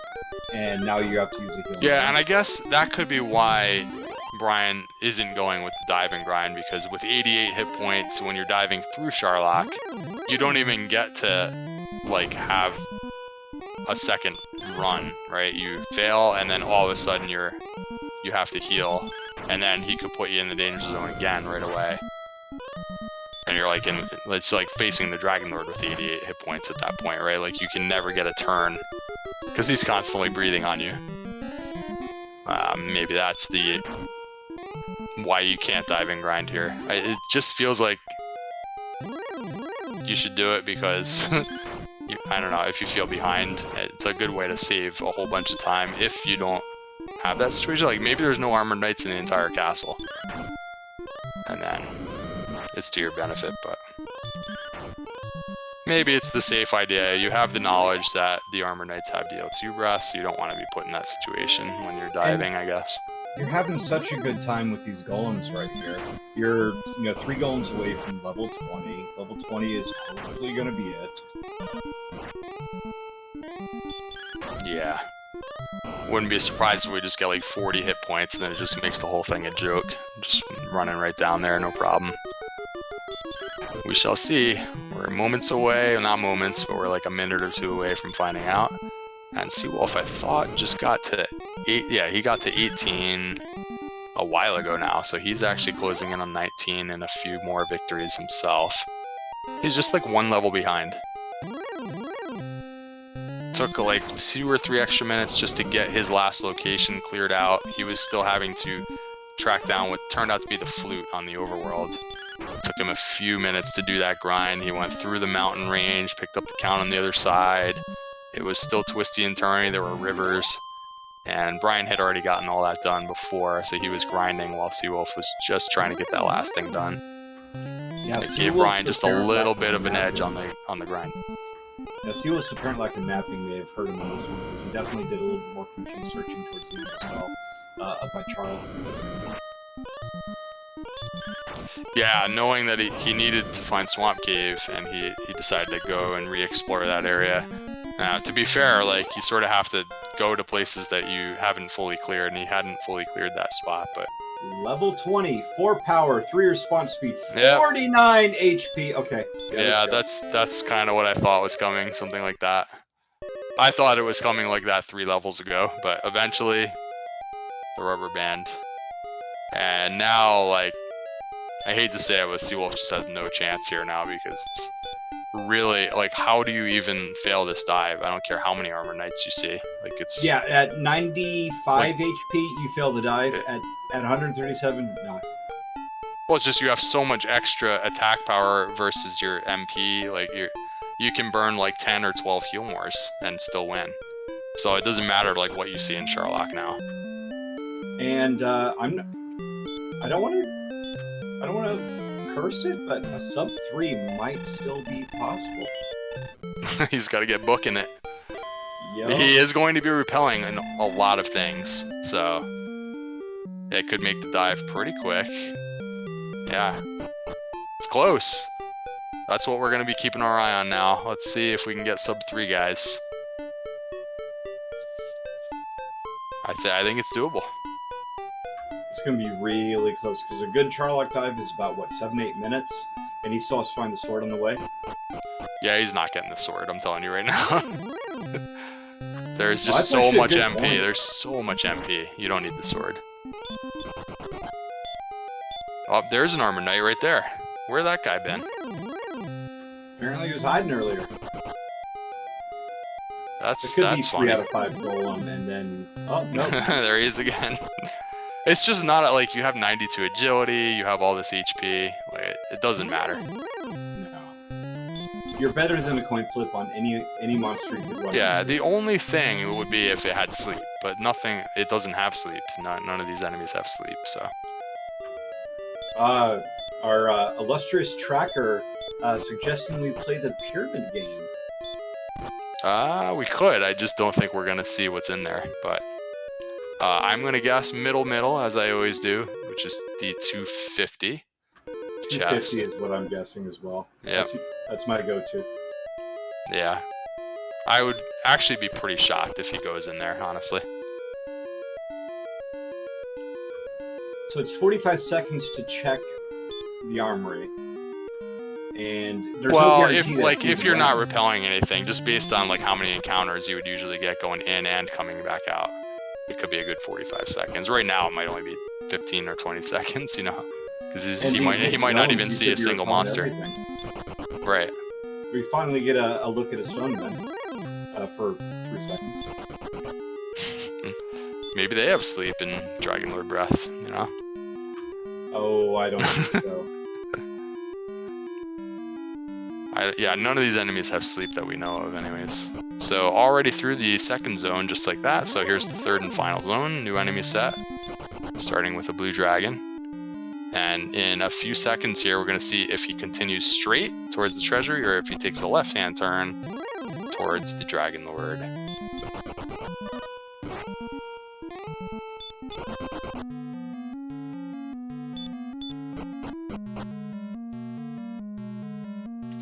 Nope. Yeah. You just have so much extra resources. And he's been using the fairy waters for repelling purposes. He picked those up on his previous in-trip. So repelling all the way up through and including Axe Knights right now.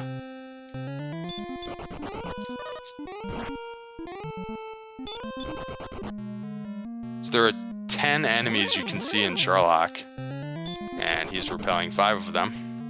So half the enemies are gone. So far, we've seen blue dragons and stonemen down here. That's about it. What will be the mini boss?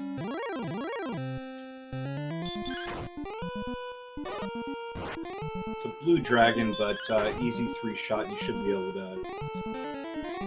Oh, there we go. Yeah, they have the hurt spell, if we recall.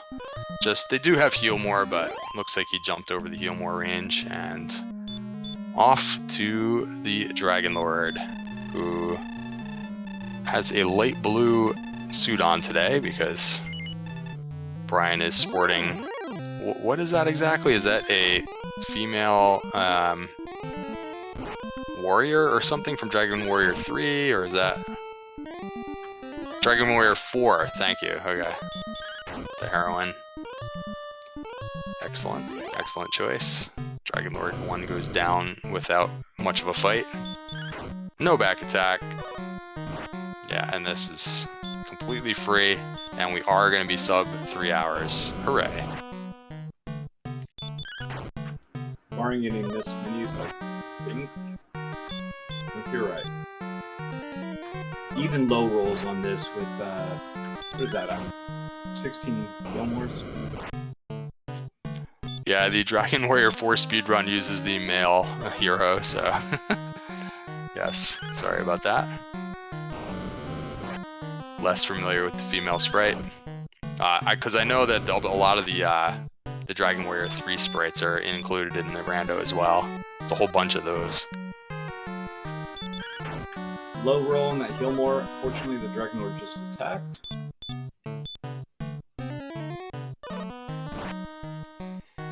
Yeah, so the fight will be slightly longer because he doesn't have the sword and he doesn't have the necklace. But, you know, totally safe, doesn't matter. Just get it done. Can't be physical, it's for more than about, 46 or something. Max breath is 48, of course. Just keep an eye on that HP, keep healing up.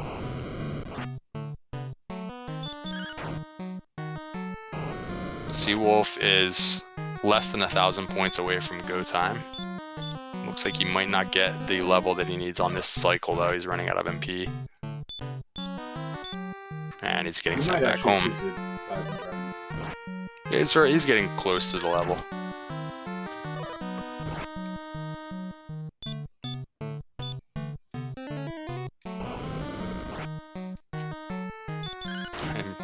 Would not be shocked at all to see an instant forfeit, though, as soon as there's a dot done. This is a very long race. It is, and I believe he's one of us East Coasters, too.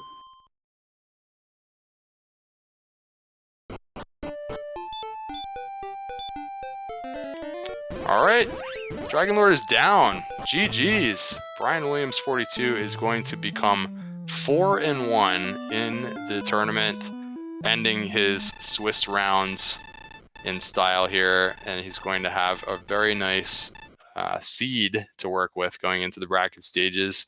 I'm going to go out on a limb and say that the 4-1s are guaranteed, ? To race against either a 3-2 or a 2-3 opponent.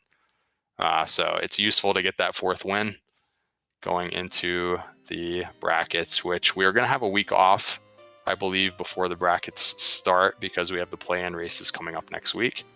And with that, we have Brian Williams42 in chat with us. GG. I'm so tired. Oh, man. Jet seed, huh? Yeah, he had that nice hurt start, right? Like pretty quick. And then, yeah, it just went real smooth from there. What could go wrong? You had, according to the tracker, 43 deaths, if I'm reading that right. And that was substantially less than your opponent. So congrats on that. Okay, thank you. Yeah, I mean, that was just brutal. Just the overworld. I've never seen anything like that before. So that was tough. That was. But congrats on your sub 3 hour. Huge milestone. Seawolf is not walking around anymore, so I think I'm hoping that he comes in for a chat as well, because that was just crazy. I felt like every monster you guys ran into, and welcome to Seawolf. Feel free to join into the party here. It's very, very fun times we're all having. I'm sure you guys had a lot of fun as well. Yeah, a lot of interesting critters, a lot of Healmores, a lot of Fire Breath, a lot of Turlock class enemies all over the place. It was like every time we thought there was like, oh, there's a monster they can fight. It's like, no, they can't fight that one either. I think, Brian, you finally found like a Wraith Knight. That was like, I think the only enemy you guys could fight in the whole seed. And the only enemy in a zone that wouldn't just destroy you like at least 1 out of 5 encounters. That was the saving grace. I think I got keys and I was like, okay, I can gold grind, I can get to coal. And I think it took an hour to find a cave that I could grind out of from there. It was unbelievable. Yeah, I think it was longer than that, actually. That was like the last things you guys found were the dungeons. Seawolf, actually, you actually got keys quite a bit earlier than Brian. You had some pretty good hero walks in the beginning. It was pure dumb luck because I walked through those zones and I didn't get back those zones for another hour afterwards. I walked through like, oh, no, okay, no Joels, whatever, just leave, not a big deal. Don't really worry about that too much. Then third time around, okay, I'll go back to the area and get some more keys, go to coal again. Oh, look, Armor Knights. Oh, look, Red Dragons. Oh, look, everything's got Fire Breath. Even the metal slimes with their hurt more, which we couldn't survive till like level 12. Oh, that actually might have been one of the worst things, actually, because you can't run from them either. You found a ton of those. Oh. Yeah, I simply said, I saw my app, screw it, hurt. Either I dies or I die. There's nothing about it. I actually really liked that play. I thought that was really cool because you had like one turn, so hey, might as well cast hurt. I actually really like that. And then later on, what were you doing later on? It was like you were just like healing and just waiting for it to run away. Yeah, I had enough MP to just keep healing. More. I couldn't dodge, I couldn't run away, I couldn't kill it without attacking, so I'll just keep casting heal more until it gives up and runs away. Yeah, that was funny. Both really good plays, I thought. Yeah, what else happened in the seed? You got keys eventually. Oh, the keys there. There's no payoff for the keys. Even Garaham was very basic stuff. It was funny because the first town that was nearby like had really good equipment. But wait. Yeah, Cole and Rimmel both had good gear. Just you had no money to get to it, and you had to find a gold grind cave, and it was all you go all the way to the south to the west, and then past Charlock to find the caves. I think towards the end, Seawolf, you had a little bit of bad exploration luck where you ended up you were re-exploring over by Mountain and Grave to look for Swamp Cave. That was like the last thing you needed was to get through Swamp Cave so you could get to Garenham, and yeah, man. I knew at that point ended up going the wrong way. Yeah, at that point I needed Caitlin for the coordinates because I knew I had the 2 cursed belts. And I only found the one thing on the ground, of course. So I knew the belts meant something was in play. Gotta find Caitlin. Gotta find Swamp Cave to find Garenham, which either was the back door to Garenham or led to the other part of the continent. And yeah, just too little too late. Yeah, I gotta think when you guys are like looking for your last thing, it's gotta be rough in a seed like this where probably there were tons of areas where you didn't quite get to see the dead end because you get sniped because you just were getting like killed all the time. So it's like, oh, I'm like 3/4 of the way down this path, but I couldn't quite see if that was something over there, you know. So now where do you go at the end? There's like 15 different places that you haven't quite seen, right? Yeah, I mean, the map was rough, just the monsters out there. Did get past the caves. Did do Mountain and the Grave in one dive. It was nice, and I did manage to count out the flute, fortunately. Yeah, I thought, I was like, they're running out of places for the grave to be, but also everything is killing me, and my fear of doing that outside is it would take me like another hour to get back to Mountain if I died before finding grave. So I did the gold grind, and then it took me probably another half an hour to find my way back. I mean, a very reasonable fear. I just happened to go right. I'm like, I'm going to run right. Oh, no, the cave, sweet. I think I had 24 MP, and I was like, the first fight was a Star Wyvern. I got away with like 1 hit point left and like 11 MP left. And I found the armor in the first chest. I'm like, well, screw it. I'll just go as far down as you can. And I made it through the whole thing. Yeah, at the point it seemed like you had an advantage there because you had cleared both dungeons at that point, and then you were able to set up the gold grind right out of there. You just at that point you just needed the Caitlin and the the token out of Garenham, while Brian still had to get all the way back to try and look for the grave so that he could get the armor. And just at that point it was just exploration, just who could get there first because the experience was so close. Yeah, it was a level. Until the end. I asked Brian, what level did you have? 20 at least? Yeah, the one that gave us 49 HP just to laugh at us. Yeah, That you were level. almost there, Seawolf. It was 20. Yeah, I figured it'd be 20. At that point, I was like 0, 0, 1, 1, 6. I'm like, it's gotta be. Eventually, it's gonna be something crazy. But yeah, given that to be up in 4 hours work, kind of a. Said, you won. All right, good. We're out of here. Dragon Lord, have it. Enjoy your Alpha Guard. Yeah, thanks for everybody for doing the commentary, tracking, keeping track of the deaths, and restreaming this massive one. Although I don't know, maybe I take back those things. I think the chat probably enjoyed it. I'm sure This. there's a lot of laughter at us, I imagine. Yeah, the get your fill of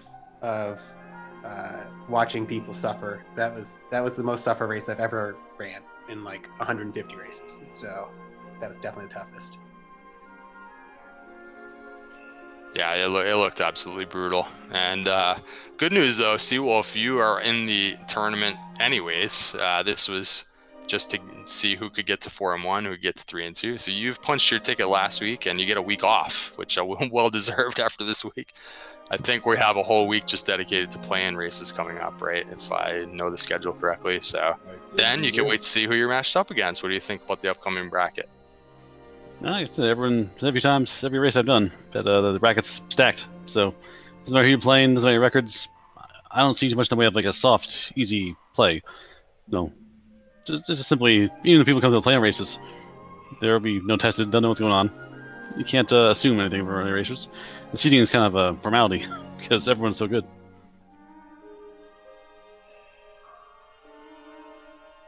Oh yeah, I would agree with that. Everybody's gotten really good at this game. It's actually fun to watch. The races have been great. And Brian, you're now 4-1, so that gives you maybe a little bit better seeding. Maybe you're guaranteed to face a 3-2, and you guys can have a rematch in the first round. Yeah, I mean it's not like any of the matchups that could be out there are going to be very different from each other. I mean, everyone, the 5 weeks makes people really good at Dragon Warrior, no matter how much rust they had when they started. So I think everyone's going to be playing really well when it gets to the bracket round, and I don't think there'll be any race where you can call it before the Dragon Lord goes down. So it's gonna be a lot of fun. But I'm glad I get 2 weeks to rest because I think my arm's going to need it after that one. Yeah.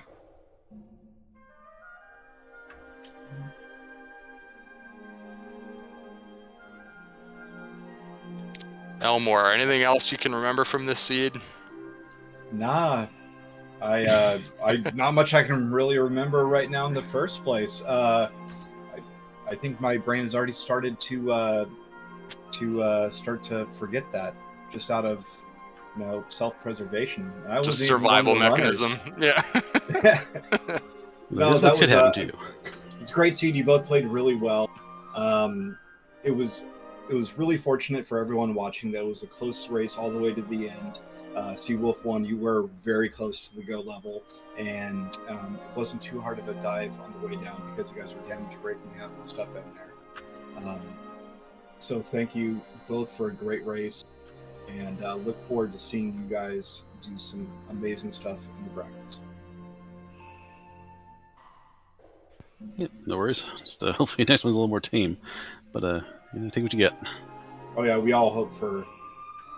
I mean, it's hard not to be more tame than that. Yeah. So in the chat is listed both of our runners, brianwilliams42 and the theseawolf1. Give them a follow. Also listed is myself, Elmore St. James, up to NGs, who've been doing a great job commentating. I've been trying to follow along. Kamyan Renokai in the background, flipping the levers in the tracker, and our amazing restreamer, Lord of the Synth. Please give them a follow as well. And with that, any last words?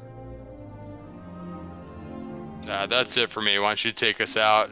Yeah, everybody, I think there's a Discord link. If you're interested in the rando, there's probably a schedule somewhere. There are races tomorrow, I'm quite sure. So come back for more round 5 action. I think we're actually getting close to the last few races now. So everything's going to be wrapped up and determined pretty soon. And matchups for the brackets will be figured out by the end of the week. 2 more tomorrow, 2 more on Saturday, 1 more on Sunday, and then that's it. 2 playing races next week, brackets following thereafter. And all right, and I think right now we're heading over to Mr. Holmes, who is doing a Dragon Warrior 2 challenge. Not exactly sure what it is, but I do know Dragon Warrior 2 sometimes can be a also fun game to play. It's automatically challenging, I think, right? So Yeah. Awesome. Let's go watch that. All right, sounds great. And so for everyone in the booth, or wait, no, that's not how it goes. Maybe I'll just do this. Goodbye, everyone. Have a great night.